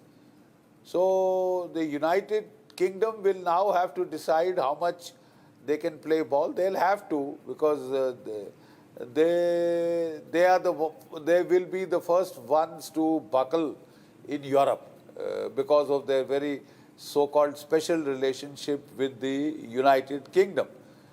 But the basic issue here is that there are a mixed set of signals. While we are hearing from the United States that yes, talks are on, yet the flow of troops to the Gulf is continuing. The flow of war material to the Gulf is continuing. They are talking of all their destroyers had fired off their missiles and they had to go for reloading. They were wondering how they would do it in the middle of the battle. So this ceasefire does help them to go back to base, reload, come back. You know, whether they'll sort of reload in Greece or elsewhere, or, you know, they have also their Dibauchi base where they can go to reload their missile tubes. Each destroyer has 96 missile tubes. Each cruiser has 112 missile tubes. Most of them have been fired away. And like I said, these are 60% Tomahawks and about 40% of the interceptor missiles for surface-to-air missiles, right? So they have to be reloaded. So is this pause like last time just to, you know, catch up your military breath, just to reload, rearm, get ready for round two, and have the charade of a peace talk which, you know, they told Pakistan was the most obedient, humble servant of Donald Trump, and they were told, okay, get on with the Deception Act. If this is later seen to be part of a deception plan to let America catch up, reload, rearm, bring in fresh munitions, get ready for the next round, if that is all that this is going to achieve, then that would be a tragic blow. That would be stab in the back as far as Iran is concerned. I had been saying that from the word go. They should be very careful that it doesn't, they don't give the appearance of being the deception plan fall guy for the United States, giving, you know, just being a modality for the deception plans of the Americans to let the Iranians grow complacent and then hit them again to achieve tactical surprise a third time. I hope that is not the case, because that would wreck peace talks, and chances of then peace talks resuming would be down to zero. Right. General Bakshi, I'll just request you to stay on with us. I just want to quickly take our viewers through all the developments that have taken place for everyone who's tuning in right now. Iran's media has now reported that Iran has conveyed their condition to US, to Pakistan. Number one, with regards to Hormuz, they're saying that it is absolutely non-negotiable and ceasefire is across the region. General Bakshi, it seems that perhaps with regards to Strait of Hormuz and ceasefire, these are the two main conditions. Nuclear enrichment and with regards to the other issues, it seems that they've taken a step back. For them right now, the concern would be Strait of Hormuz, because they don't want to give that away, because the moment they give that away to the Americans, it would be dealing a death blow to them. No, because Strait of Hormuz is their primary leverage. And I don't see them giving it away in such a big hurry. Because it is the control of the Strait of Hormuz that is keeping the price of oil elevated, right? As long as they have control over the rate of flow of the oil from the Strait of Hormuz, that is a major economic leverage over the whole world. That holds the whole world to ransom. And I don't see them giving up that in a very major hurry. So you're saying that it's unlikely that they would be giving this away, and it now turns out that the ceasefire across the region becomes the other key point. Of course, as far as whether at all this is going to be accepted by the Americans, because the Americans hope that Strait of Hormuz would essentially be something that they'll be able to control further. Now, I'm also given to understand that Iran's foreign minister has had a telephonic conversation with his German counterpart, and Arakchi, the foreign minister, has indicated that Iran has entered the talks with complete distrust. Iranian Foreign Minister Abbas Arakchi has told his German counterpart that Iran enters the negotiation with the United States of America in complete distrust and will fight. They are saying they will fight with full authority to secure the interests and rights of the Iranian people.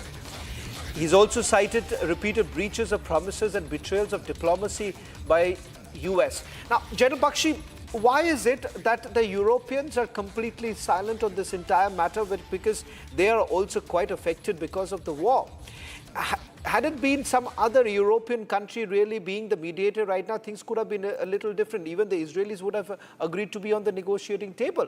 Why is America perhaps making this mistake of actually believing that there can be productive talks happening in Islamabad? I think it was a tactical error, but the simple fact is that here was one interlocutor that the Americans could dictate to. They could just, snap their fingers, and Asim Munir would, like the lapdog that he is of Donald Trump, go tail wagging. That is exactly why the Americans chose Pakistan as the interlocutor.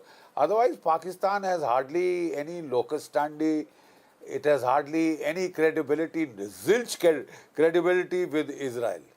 Absolute zero credibility, and especially that famous tweet by the Pakistani foreign minister yesterday, which had to be withdrawn, which is almost a hate rant against Israel. So Israel quite properly asked them whether what is your locus standi as a interlocutor? What is your locus standi as a mediator? If this is your attitude towards Israel, it is a blot against humanity, this, that, and the rest of it. I mean, those are not the statements that come out from a mediating nation, however betrayed they were feeling. And that depends on who gave them their draft. That, that famously the draft that he published as a draft on the Twitter, who was that dictated by? He'll have to spell the beans out there. And Lebanon was clearly mentioned in the draft. We all read it, you read it, I read it, the rest of the world read it. And then to renege on that Lebanon part of the deal, that is, if the Iranians say they have no faith, they are quite justified. Don't forget that last year, June 25, exactly the same thing was done. The ceasefire was only used as a ruse to gain tactical surprise, to lull the Iranians into complacency and suddenly stab them in the back. Exactly the same thing was done this year on 27th, 28th of February. The peace talks were used to steam in the second carrier battle group. And once it was in position, regardless of whatever the foreign minister of Oman said, we were very close to a deal, this, that, and the rest, they attacked anyway. A joint attack by Israel and America. It seemed to be all premeditated. The peace talks were just a facade for gaining tactical surprise, for lulling the Iranians into complacency and then suddenly hitting them. If they're going to do it a third time, this will destroy all trust, and the resumption of peace talks then would be very difficult. General Bakshi, thank you very much for putting this into perspective. I'll quickly take our viewers through another breaking news now coming in, with the US media is now indicating that talks between US and Iran that has been mediated by Pakistan have begun at the Serena Hotel in Islamabad. Now, there are conflicting reports really emerging right now whether they are occurring in person. When asked, they've essentially indicated that it's not necessary that it's going to be an in-person. That's what US media has now reported, that these are not necessarily in-person talks. So there is absolute confusion as to whether at all three sides are now together, which includes Pakistani intermediaries, whether they are also in the meeting. All three are sitting together. That's not clear. American media is now indicating that it's not necessary that it has to be in person. So are these essentially separate meetings happening with Pakistan, and perhaps Pakistan being the postman between both the countries, sending across messages? It's absolutely unclear right now as to when will both sides sit together. Because if you go by the claims that have been made by the Iranian side, they are making it very clear that they are not willing to stay back. It's just a day visit to Islamabad, and they would be returning to Iran if the talks really fail. Americans have already started threatening by saying that if the talks fail, then they will continue bombing, which means that the truce no longer lasts. Israelis have already started bombing Lebanon this afternoon. Southern Lebanon was bombed by the Israelis. Iranians continue to warn Americans, saying that if Israel first policy is followed during the talks, then they are going to walk away.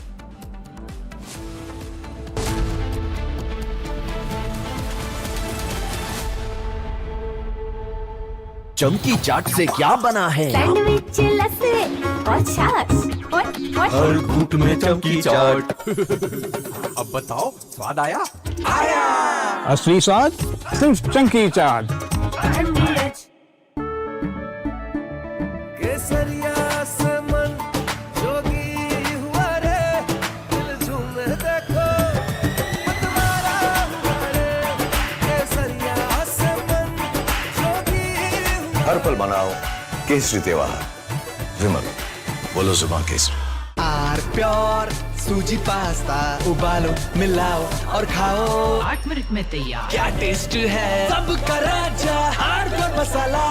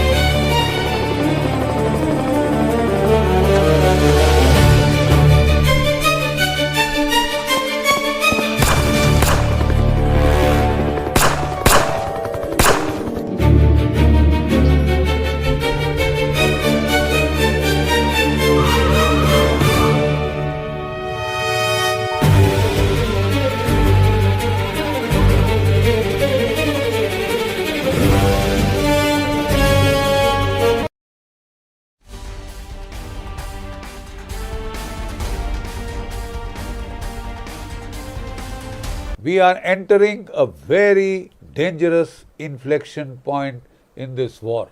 From here in onwards, either things could escalate beyond control or there could be a surprise ceasefire. He is very fond of trying to make the world hang on to his every word, pearls of wisdom, but the last speech was a great disappointment.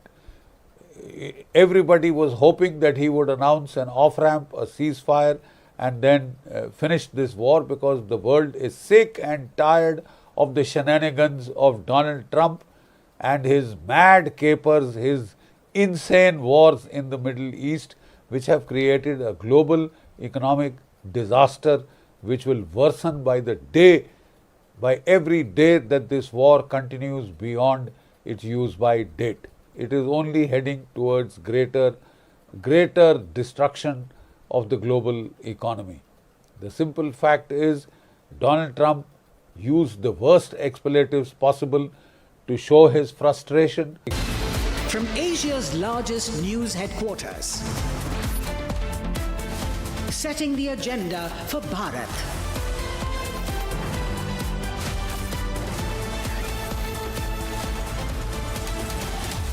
You're watching Republic.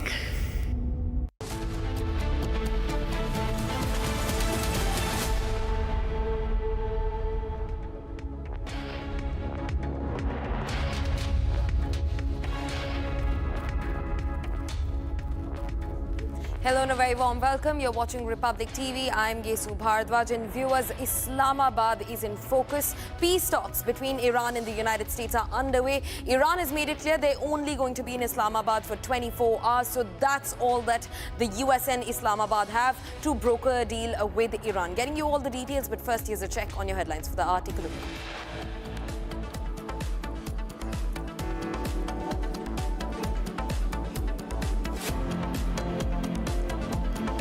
Both American and Iranian delegations land in Islamabad. Ceasefire talks next. Iranian and American delegations to hold separate individual meetings with Pakistani Prime Minister Shehbaz Sharif, which will be followed by main round of indirect negotiations. Iranian leaders warn it will continue bombings if Israel-first policy is followed during talks. Meanwhile, Trump issues warning to Iran, saying US will blow up Iran if peace talks fail. Iran throws a spanner into Islamabad talks, demands Lebanon ceasefire and release of blocked assets. External Affairs Minister S. Jaishankar says another 312 Indian fishermen safely evacuated from Iran to India through Armenia.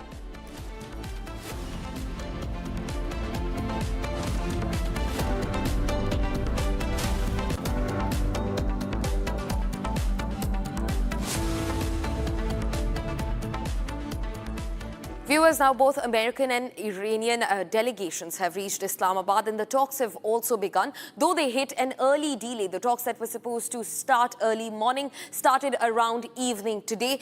Meanwhile, by the side, Israel has continued its bombing campaign on Lebanon, specifically focused on southern Lebanon and Hezbollah targets. Now, what effect does this have on the peace deal that's ongoing between the United States and Iran? We're going to dissect all of that for you. In fact, we're going to give you a complete look into what Iranian demands are and what US's demands, counter demands are. Now, Iran has demanded a ceasefire in Lebanon, and US says that Lebanon is not a part of the deal. But remember, Iran is very clear that till the time there is no bombing that stops in Lebanon, there will be no truce at all. Now, Iran has also put out another demand saying that Iranian assets across the Gulf and foreign banks must be unblocked, and all external sanctions on Iran must come to an end. Now, US, on the other hand, says that these sanctions are linked to nuclear relief and missile programs to make sure that uranium enrichment cannot go further in Iran. Now, Iran has also said that they want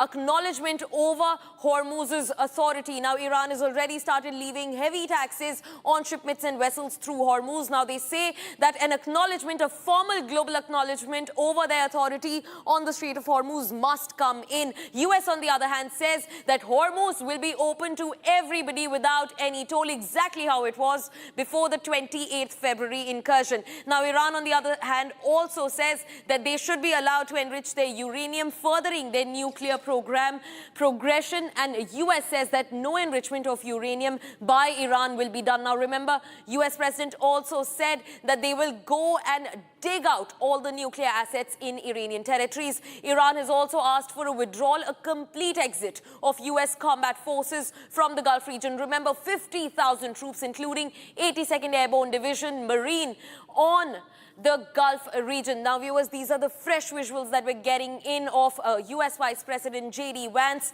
meeting Pakistan's Prime Minister Shehbaz Sharif. In fact, in the center are the visuals of the Iranian delegation in the ongoing talks. Now, these are happening in two different rooms. And the irony, the dichotomy of this entire situation is Lebanon, on your right screen, remains under attack. Israel has continued its bombardment inside Lebanese territories with special focus across the southern Lebanese area.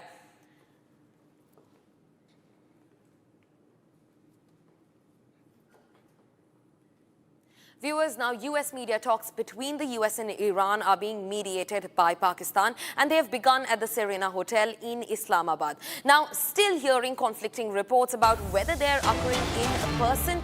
In fact, when asked, a US official cryptically told, not necessarily. Now, this is another confirmation that goes on to tell us that the warring sides, United States and Iran, are not coming face to face. They are not sitting down on the same table to broker a peace deal. In fact, remember, the U.S. delegation that is being led by U.S. Vice President J.D. Vance is meeting Pakistan Prime Minister Shehbaz Sharif separately. And in fact, on the other hand, the Iranian delegation led by Foreign Minister Abbas Araghchi and their parliamentary speaker and 71 other members are meeting the Pakistani Prime Minister on the other side in isolation. Now, two warring parties are not coming face to face. This leaves the entire peace talks in a big limbo. Now, also joining me on the broadcast is Major General P.K. Sehgal to get us more updates on the matter. Major General, thanks very much for speaking to Republic.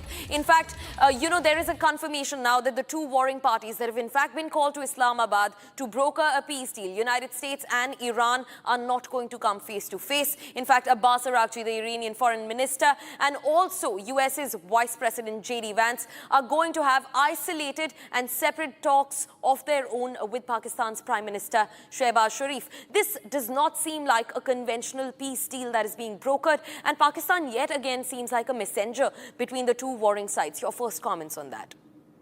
Firstly and foremost, I totally agree with you that Pakistan is more than a facilitator or a messenger rather than a mediator.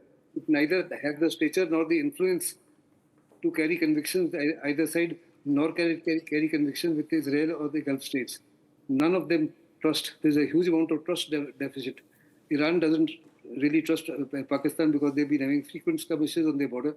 As far as Israel is concerned, it doesn't trust. And as far as America is concerned, well, I leave it for anybody to guess how much does America trust. But America has sent, for the first time in American history, a delegation for this sort of negotiation being led by the Vice President of Pakistan, Vice President of America, J.D. Vance. J.D. Vance for full 40 days have been quiet. He was against the idea of America getting involved in this war. And now he's considered as a moderator. Iranians do not trust either Kushner, that is Donald Trump's son-in-law, nor do they trust Witkoff, because on two occasions they were backstabbed. One was in June last year and secondly on 28th February. Under these circumstances, they feel that there is a person, J.D. Vance. In fact, J.D. Vance is in a position to take all decisions without even getting back to Donald Trump. Donald Trump has got implicit faith and trust in him, and he feels that any decision taken by J.D. Vance would be in the best interest of America. As far as Iran is concerned, their delegation is 71 strong, whereas the American delegation is only 5. Both sides are using Islamabad as a messenger to reach out to each other. Both have indicated to Islamabad their maximal positions. I don't think Americans would accept any of those proposals under any circumstances. Similarly, America has put up counter proposals which Iran is not going to accept. Right, sir. Major General Sehgal, yes. as of now, neither side has blinked. Donald Trump continues to say that if there is no dialogue or discussion, or if the thing comes out of this and the talks fail, he's going to bombard Iran in a manner that they've never been bombarded earlier. Exactly. Yes, Major General Sehgal, now holding you on that point, exactly borrowing from what you're saying, that, Trump has also now warned Iran that they are going to bombard Iran and they will finish the country in case the talks are derailed. But at the same time, Pakistan is playing mediator, and this is quite a surprise, and I'll tell you why. First, because Pakistan has a defense deal signed with Saudi Arabia, which says that in case either of these countries are struck, it would mean an attack on both of these countries, right? So this does not make them a neutral player at all. In fact, we're getting in some more breaking development now. Iran has conveyed their conditions to the United States through Pakistan. Now, condition 1 is that Hormuz is non-negotiable, and condition 2 is a ceasefire across the region. Now, Iran has once again reiterated two of its topmost points on its agenda for a possible ceasefire. They have reiterated that they need the entire authoritative control over the economic Strait of Hormuz, and they've also said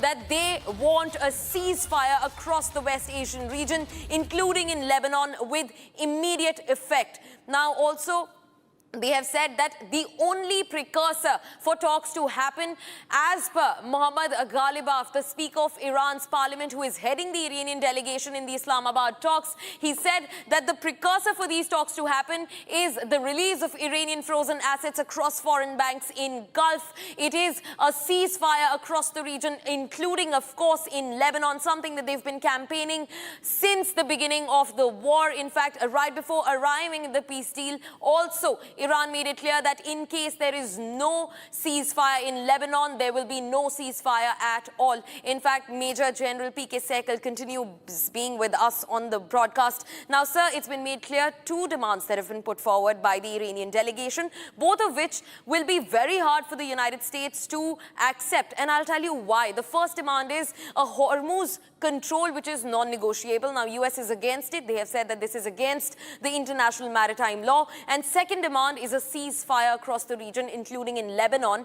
And from what is clear, the United States and Israel stand completely divided on a ceasefire in Lebanon. So where do you see these talks now maneuvering? Which direction do you see these talks are going? Firstly, as I said, they are posturing, they're using pressure tactics, they're using psychological warfare. But neither side has blinked, notwithstanding the threats that they're giving to each other. Even Iran has said, our fingers on the trigger, and should you dare carry out anything against us, we will devastate the Middle East. We will totally devastate the economy, we will devastate the infrastructure, their electricity generation plants, and as well as the desalination plants. And there will be huge humanitarian crisis, and the entire world will suffer enormously. They said once this entire thing is destroyed, it will take years and years and years to recreate and rebuild this. Under these circumstances, Pakistan ought to be an honest facilitator. Unfortunately, the deal that was sent to America, it did not talk of Lebanon. Whereas Iran categorically said that what was sent to us proposal, Lebanon was part and parcel of the deal. Whereas America and Israel continue to say that it was not part of the deal. Second thing, as far as Hormuz is concerned, there is no way that Americans or anybody could accept it. Firstly, because it will be a wrong precedent. If the same precedent is accepted, States of Malacca, Indonesia and Malaysia, etc., Singapore, etc., will start levying toll tax there. And same thing, the Chinese in South China Sea, China can, Strait of Taiwan, China and Taiwan can start levying toll tax. 50 to 55% of the world's trade moves through that. And as far as Middle Eastern countries are concerned, not only are they exporting oil through that, they're importing everything that is required for living. They're importing cars from there, they're importing medicine from there, they're importing food through that. So they will become completely influenced by Iran, because Iran says that not only after ordination to the Iranian armed forces, which nobody is going to accept. Secondly, as far as Iran says that it is something similar to Dardanelles and Bosphorus, which are controlled by Turkey, and Turkey levies a certain amount of toll. Those Dardanelles and Bosphorus are in Turkey's territorial waters. This is not in territorial waters. When you look at Panama or Suez Canal, those are canals that dug across a certain country. And this country's right. As far as the UN clause treaty is concerned, these are international waters, and there is absolutely no way that America is going to agree to it. As far as Iran is concerned, Iran wants to weaponize Hormuz because it will give them a revenue of about $80 billion annually, which will be used for reconstruction. But as far as America is concerned and the rest of the world is concerned, there is no way that they will accept this demand. As far as the other demand is concerned regarding Lebanon, I suppose America would have to rein in Netanyahu. Netanyahu is virtually carrying out a massacre there. First 357 people were killed. Again today, about 200 people have been killed. They've got to rein him in. If they don't give him the weapons, they don't give him the missiles, they don't give him the tank ammunition, artillery ammunition, there is no way that Israel can continue to do what it is. So Israel is only solely dependent on America. Right. All that notwithstanding, will the Americans apply that sort of pressure on Netanyahu? I do not know. But it ought to be applied as far as the sanctions are concerned or defreezing the assets are concerned.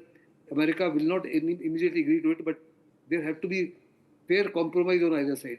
Major General Secretary, yes. In fact, there are about 4 demands that Iran has placed forward. First is an unconditional unfreeze of their assets across global financial banks and across the Gulf region. The second demand is full sovereignty over the Strait of Hormuz. The third demand, of course, includes a long-lasting, durable ceasefire, including in Lebanon. And their fourth demand is that US must pay and Israel must pay all the war reparations. They must pay for every damage, for every life that has been lost inside the Iranian territories. Now, sometimes because of the warring parties and because of understanding their diplomatic situations and their stand on this war, it seems like Iran is pulling out demands that they know US will strike down, and there is no way that US will be able to accept any of these demands. In fact, US does not seem to be in control of the narrative when it comes to Lebanon, when it comes to the Israeli Defense Forces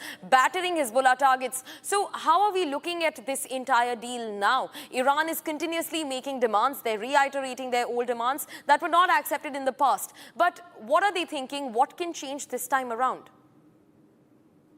Every country initially puts in their maximalist demands, and that's exactly what Iran is doing. Even Iranians know for certain that America under no circumstances can accept this or would accept it. Similarly, Americans are putting certain demands which they know Iranians will not take. For example, they said they have to ensure that their nuclear ambition comes to an end altogether. Secondly, that they will not allow to enrich uranium, whereas they say as per the NPT treaty, they are allowed to enrich up to 10% for civilian use. Third thing, America is insisting that 400 kgs that the enriched uranium, which is enriched up to 60%, which can be converted into bombs in a matter of about two weeks, 10 to 15 bombs, that they must surrender that. Iran is saying that most of these are not negotiable. Yeah. These are initial negotiating positions, but this dialogue or discussion for 15 days, according to me, will continue for months and years on end. If there is going to be any concrete result out of it, it will not be possible in 15 days. As far as J.D. Vance is concerned, he's already started convincing Donald Trump to extend the ceasefire, because the ceasefire will have to be extended several times over. But as long as America and Iran doesn't fire at each other and Iran doesn't fire at Israel, I suppose the ceasefire will hold. And that is what is very important from the rest of the world. The ceasefire must hold while the negotiations are on.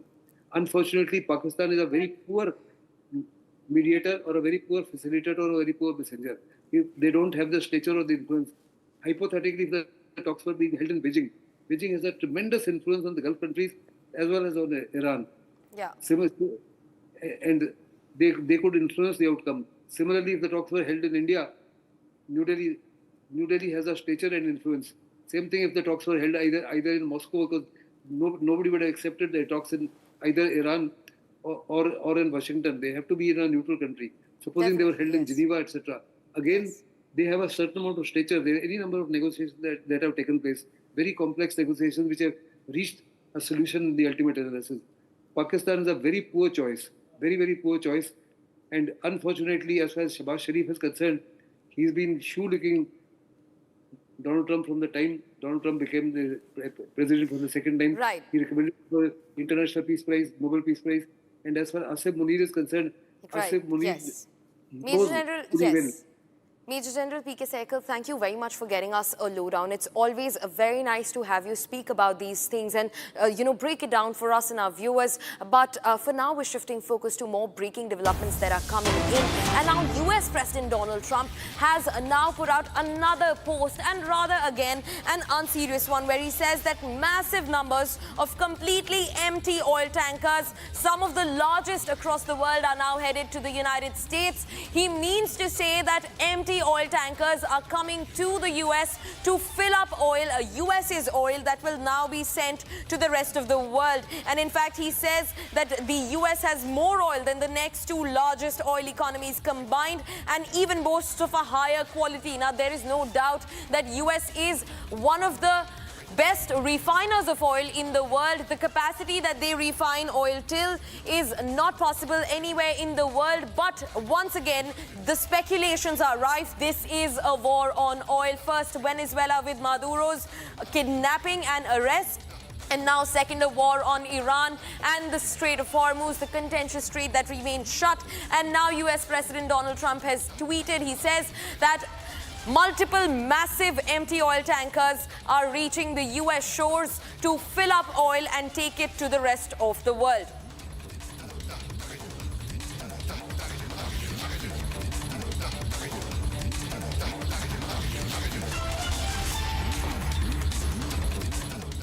Viewers, now shifting focus to where things actually are mattering right now. In Beirut, the Lebanese capital, at least 200 people have been killed so far, with 1,500 others injured. Now, just today, Israel launched fresh wave of strikes, airstrikes and drone strikes across southern Lebanese territory. Now, remember, this also comes as peace talks are ongoing in Islamabad between the two warring sides, Iran and the United States. And Iran has made it amply clear that they are only going to come to the table and negotiate with the United States if Lebanon is spared. But that does not seem to be turning into true action on ground as Israeli defense forces continue their rampage against the Lebanese territory and their people. Take a look at this.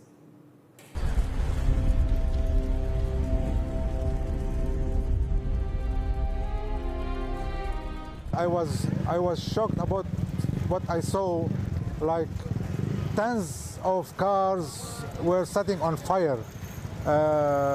People were burned inside the cars. There were the bodies outside the cars. I don't know from where to start to take pictures.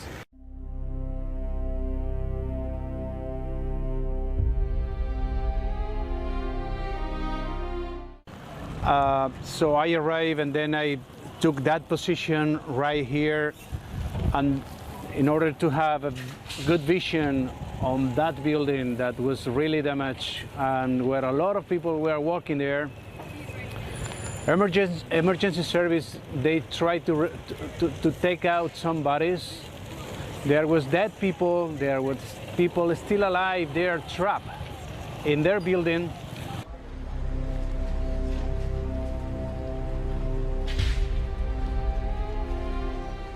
One of the photos that I was moved by yesterday was a woman was rescued from the 8th floor. She was trapped there. She was in good condition, but she was in panic.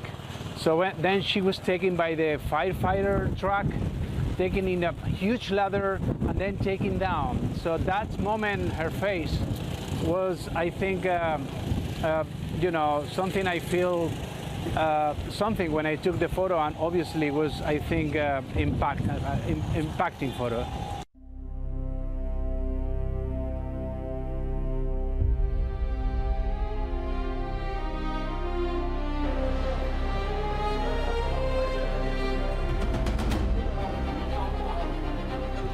كان في سقف تحت نار كبيرة، وكان فوقيه ناس. حجم النار كان مش طبيعي، يعني كنت اتوقع انه راح يكون في مخزن للبنزين او اي شيء، لانه النار كانت مش طبيعيه. وتحت فوق هذا في ناس كانت عم تمشي. كان الوضع خطير جدا، يعني لانه ممكن باي لحظه هذا السقف ينزل ويؤدي كمان الناس اللي اجت تسعف.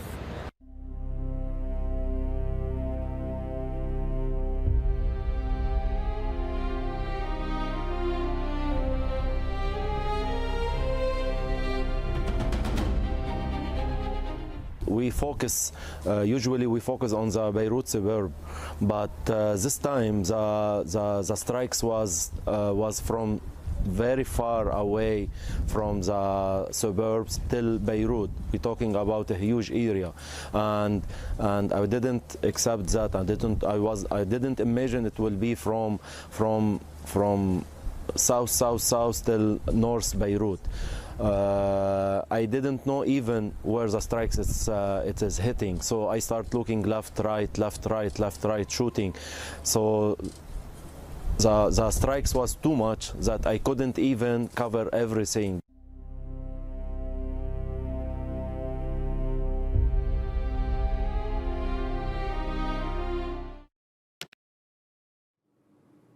Viewers, that's all that we could wrap in this edition of the News Bulletin for you. But don't go anywhere as high-stakes talks continue in Islamabad.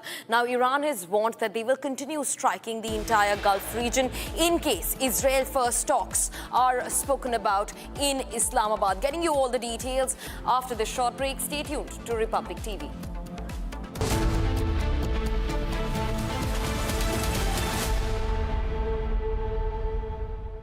थोड़े में ज्यादा स्वाद ये ही तो है इसकी खास बात। वाओ मामा, क्या स्वाद है? अरे मेरी राजा, मसाला।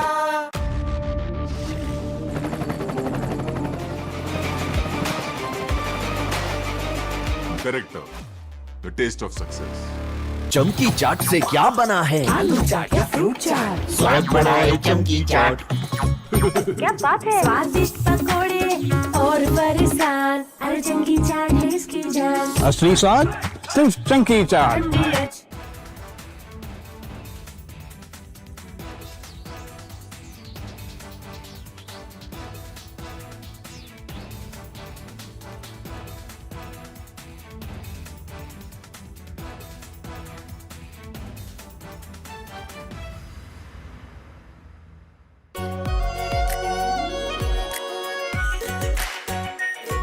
Pure shahi paneer masala, delicious, healthy, everyday. अभी तो कह रहा था कि अभी चीफ मिनिस्टर कह रहे थे, उससे आगे भी सभी लोग कह रहे थे कि मणिपुर में पीस आ गया। ये पीस है क्या? अगर ये पीस है तो हमें ये पीस नहीं चाहिए हमें।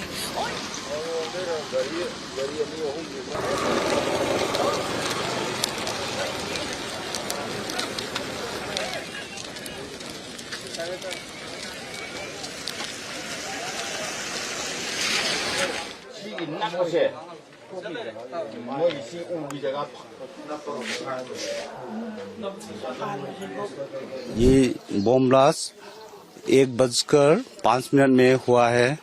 उसमें 2 बच्चे का जान गया है। 2 बच्चा, एक 5 साल का है, एक लड़की है, वो तो 5 महीना का है। ये बहुत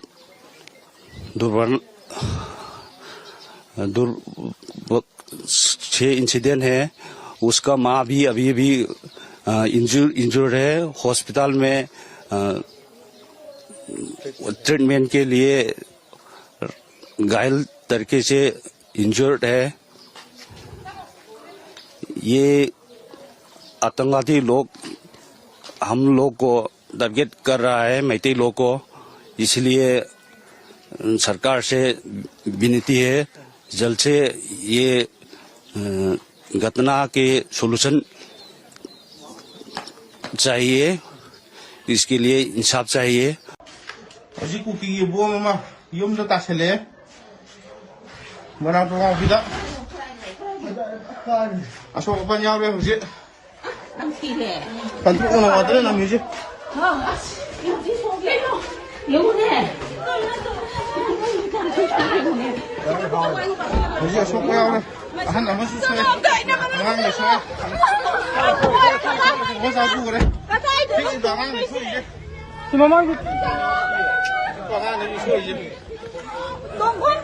경제라기가 뻔히 방로 비비 맞던 비비오가 거기 좀 따니나가 거기 가는 거예요.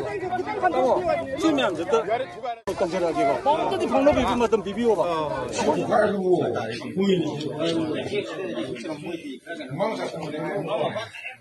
지통 나올게.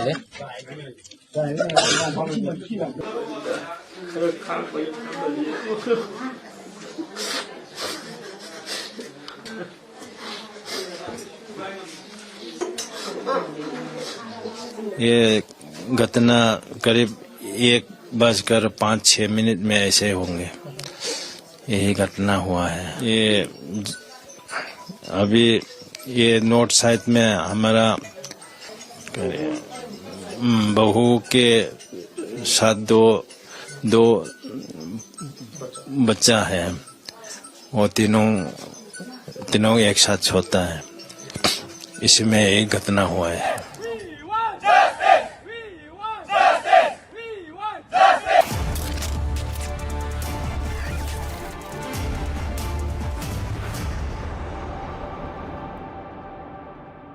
India's real estate story is changing not just in terms of the numbers, but in the way the sector is thinking and moving forward.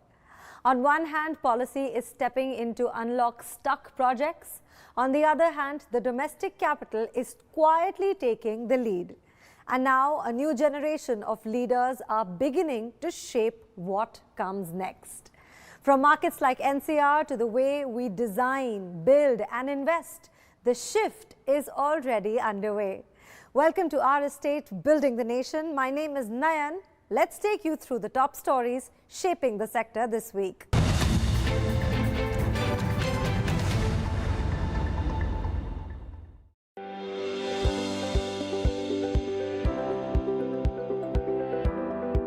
A big relief for home buyers stuck in delayed housing projects. The government has moved to fast-track real estate insolvency cases. Finance Minister Nirmala Sitharaman has allowed land authorities to participate in Committee of Creditors meetings for real estate cases. The aim is to bring faster coordination and quicker resolutions. So far, delays in land approvals and regulatory clearances have slowed down insolvency processes. Now, with land authorities at the table, key discussions can be taken faster, reducing project delays. One big step is when the COC can invite relevant land authorities, whether they are Huda or Noida, such authorities can come and authorize or come and comment on the legitimacy of these land and the properties to their meetings for inputs. They can invite them to their meetings for inputs and perspectives on the regulatory and land development related matters. So we are allowing them to directly contact these authorities which have given the land for development. The impact could be significant. Over 1.6 lakh home buyers have already received homes through insolvency resolution. Many projects are still stuck. So this is a very good initiative taken by the government, that government is taking the authorities from the land owners also. But this will create the history now, and this will create the good impact on the buyers as well, and on the land owners as well. The focus now is to clearly revive projects, not just recover dues, and restore confidence in the housing market. A reform that could cut delays and bring long-awaited relief to home buyers.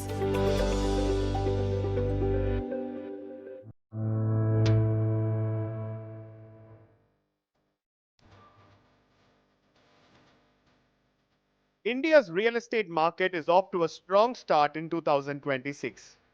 But the real story isn't just growth, it's who's driving it. In the first quarter of 2026, the sector attracted $1.41 billion in institutional investments, a sharp 75% rise year-on-year. But global headwinds are clearly visible. Geopolitical tensions in West Asia and economic uncertainty have led to a steep 75% drop in foreign investment inflows this quarter. And that's where the momentum shifts inward. domestic investors have stepped up in a big way, injecting over $1 billion into the market. Their share has surged to 72% of total investments, up from just 22% in the previous quarter. The big magnet, commercial real estate, office and retail assets together account for nearly 80% of total investments, driven by strong demand from corporates and global capability centers. This signals a deeper trend. India's real estate market is becoming more resilient, with domestic capital now playing a leading role in sustaining growth. In a volatile global environment, India is increasingly backing its own growth story, and the real estate is right at the center of it.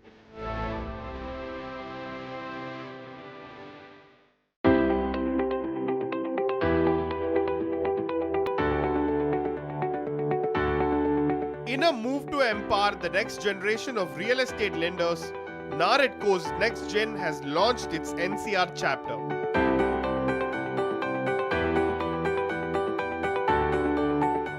Bringing together young professionals from Noida, Gurugram and across the NCR.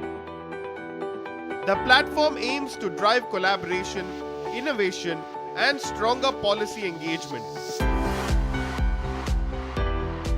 Now coming on to the opportunities which we will be creating. So our vision really with the NAREDCO Next Gen NCR is to build a very strong platform for the next generation of leaders, developers, architects, brokers. Like NCR is a very rapidly evolving real estate market, and our vision really is to build a very strong platform where we all can connect, collaborate and lead.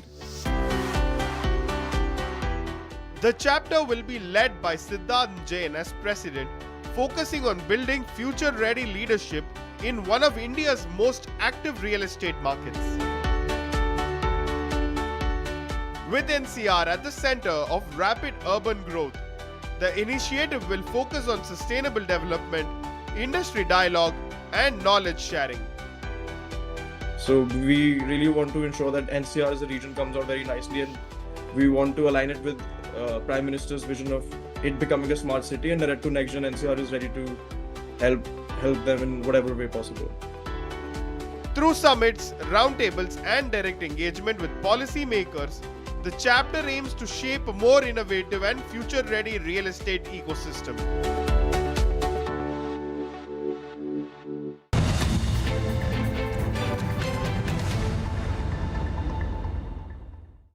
Now, while policy and investment continue to shape the business of real estate, it is the vision and design that redefine how this space actually comes to life. In our design dialogue today, we bring to you a special feature from Kolkata Primark Square, a project that reflects more integrated and community-driven approach to workspaces. At the center of the vision is Siddharth Pansari, a Harvard Business School alumnus and a leading voice in the industry who believes in building ecosystems and not just standalone developments. Here's our feature story.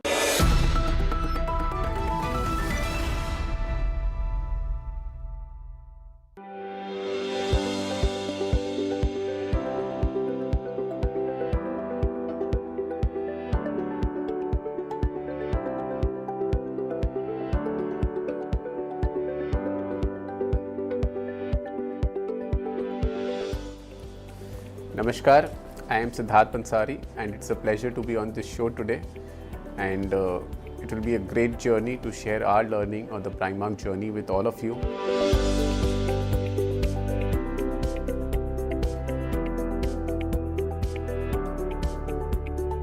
So firstly, it's been a very humble beginnings, and my journey actually started from the shop floor of my father, where he used to run these Raymond stores. And across these journeys, whether it was Raymond, Crossword, Harvard, or the online business that we did, we picked up multiple learnings during that journey. Some of has become core values which have stayed with us today.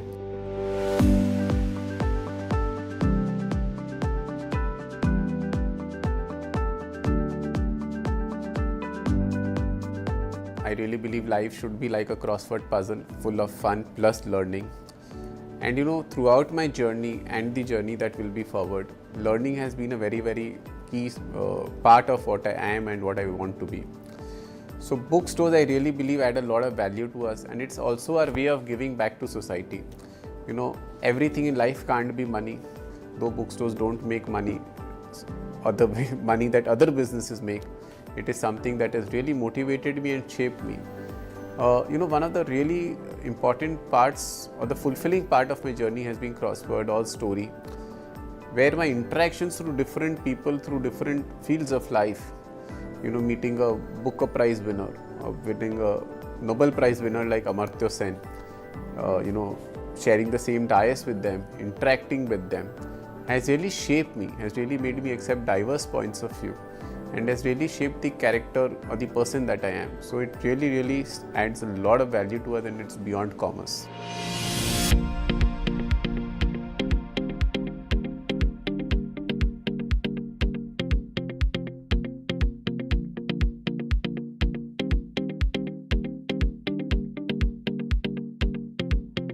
The whole intent of the design is to have a very open system, a very open culture, which is very, very seamless. So I think normally many people go out to do their events. So we wanted to connect the office internally rather than externally.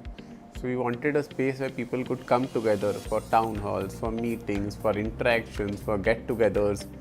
So every month we have 1 or 2 events where just all of us come together, we celebrate, we also have business discussions, we have a town halls, we also have musical programs. So I think it's one of the very core designs of the architecture. This is something actually I picked up, to be honest, from the Harvard amphitheater in the Harvard Business School. And since that, when the intent was that whenever we'll create an office, we'll have an amphitheater which connects all the floors, where people can meet, collaborate. It also very, a lot of times we get monotonous working at our own desk. So it becomes a space where people just move out, grab their coffee, sit and work from there. It also helps us in doing our larger events like a business presentation or getting the whole team together and so on.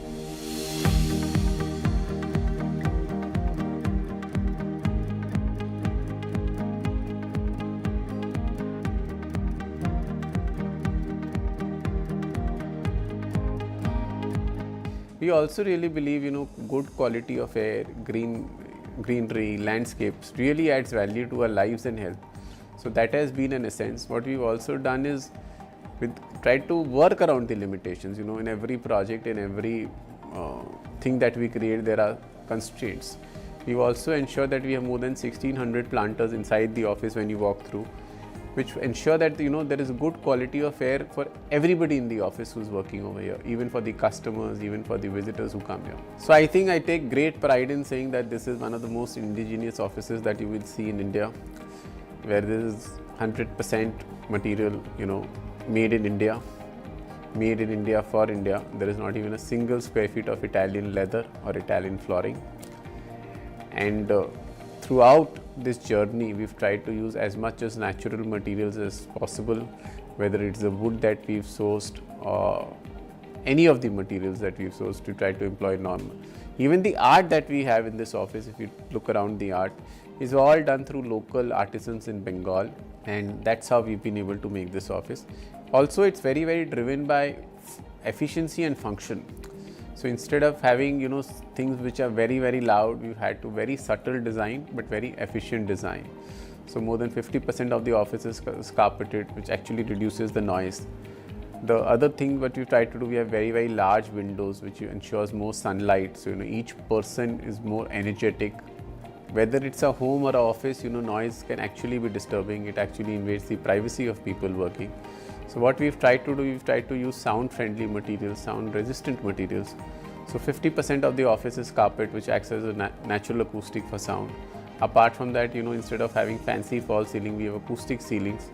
We try to absorb the sound. Whatever acoustics we could build in, we've built in the system so that, sound is absorbed. And there's so many people working here, but, the sound generated is only 20% of the normal sound that should have, otherwise people would have heard.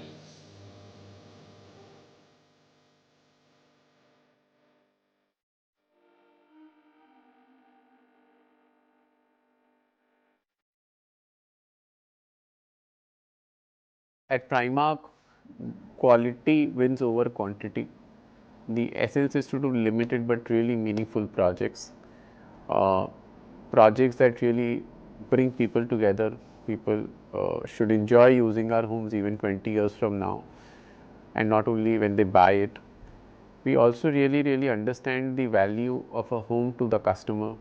You know, a home is one of the rare products where you actually pay 4 years before even you got the product, and you also started paying EMIs on it even before you got the home, you know. So, we understand the emotional value. So, with that we want to give our very best to every space that we make. On the portfolio side, we want to do a bunch of stuff, you know. So, we want to balance our commercial and residential portfolio. In commercial, we've just taken over a very large IT asset from DLF last year, and on the resi side, we are building one of the most luxurious projects India will ever see. So, it's a bunch of stuff, and that keeps us motivated, happy, and a challenge every day. Thank you very much, and for having me today. I think it's been a real pleasure on behalf of Primark and everybody at Primark to share our journey with you. Thank you so much for having us.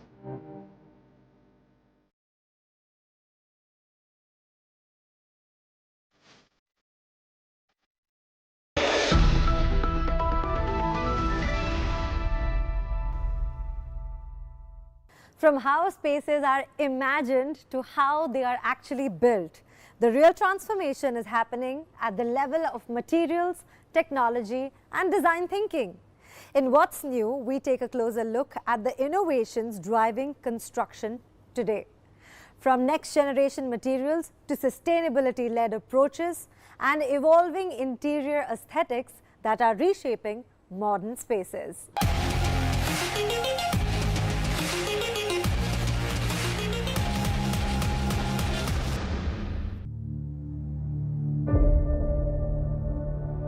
Every winter, North India chokes on smoke from burning crop residue.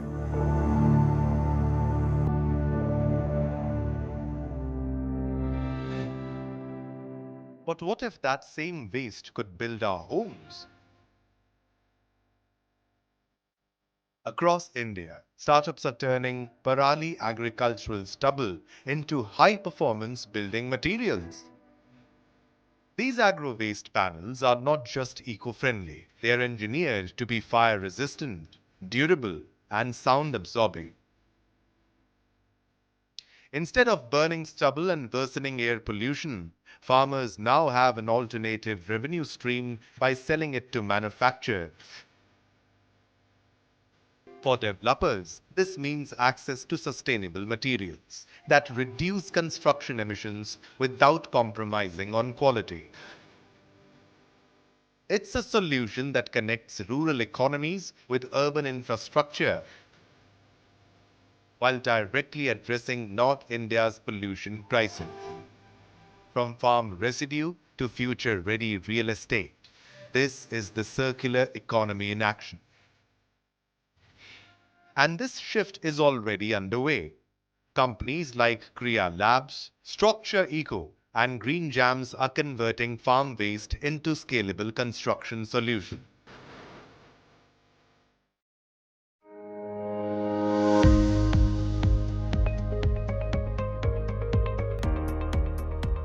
What if one of the world's strongest building materials grew on trees?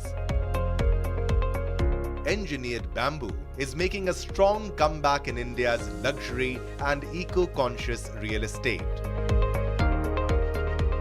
Scientifically treated and processed, bamboo can rival, even exceed, the strength of mild steel in certain applications.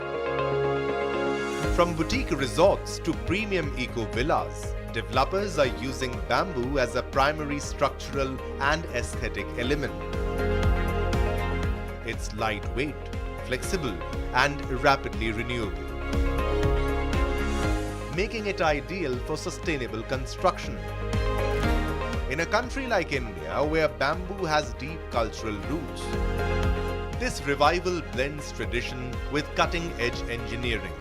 Stronger, greener, and deeply rooted bamboo is redefining luxury construction. And this shift is already taking shape. companies like Bamboo India, Bamboo Living and EcoPlanet Bamboo are driving innovation in engineered bamboo for modern construction.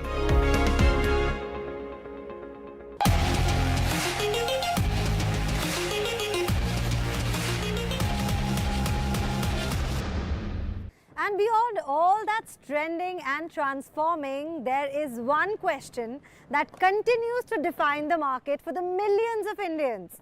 In 2026, should you buy a home, or is renting the smarter financial decision?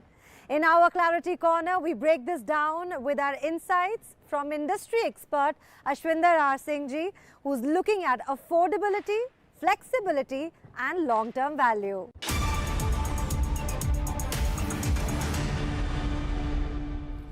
I'm Ashwinder R. Singh.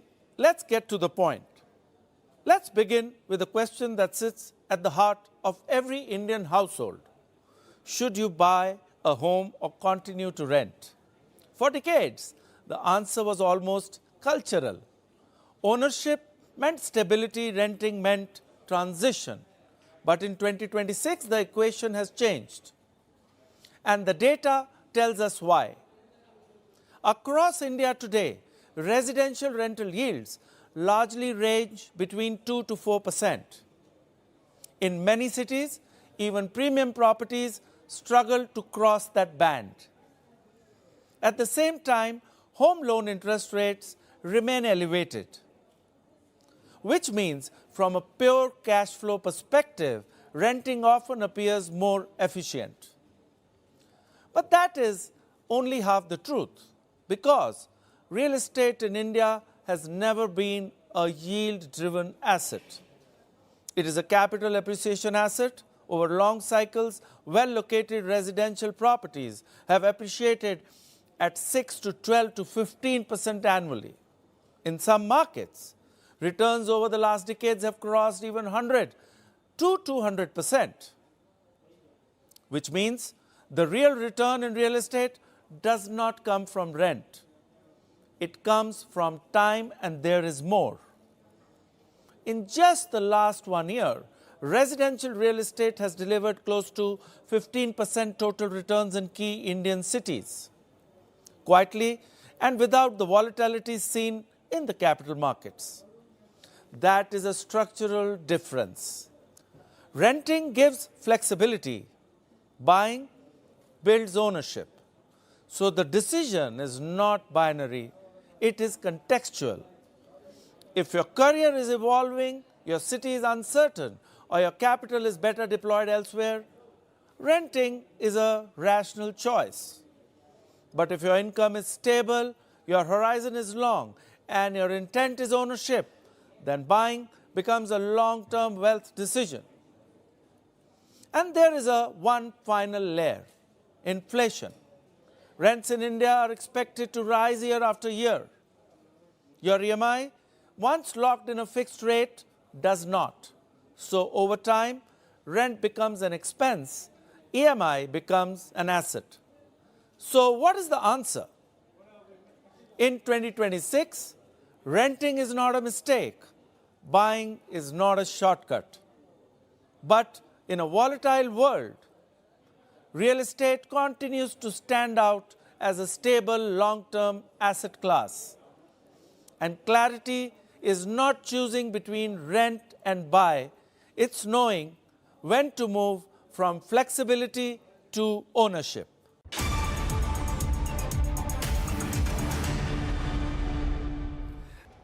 From policy and leadership to design and innovation and consumer choices, real estate today is being shaped by multiple forces at once. That's all what we have for you today in today's episode of Our Estate. Stay tuned. We'll be right back with more stories and insights from across the real estate landscape. My name is Nayan.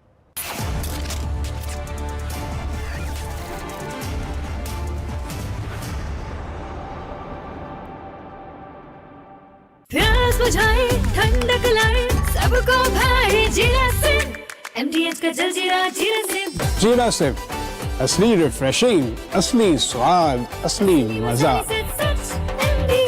MDH केसरिया से मन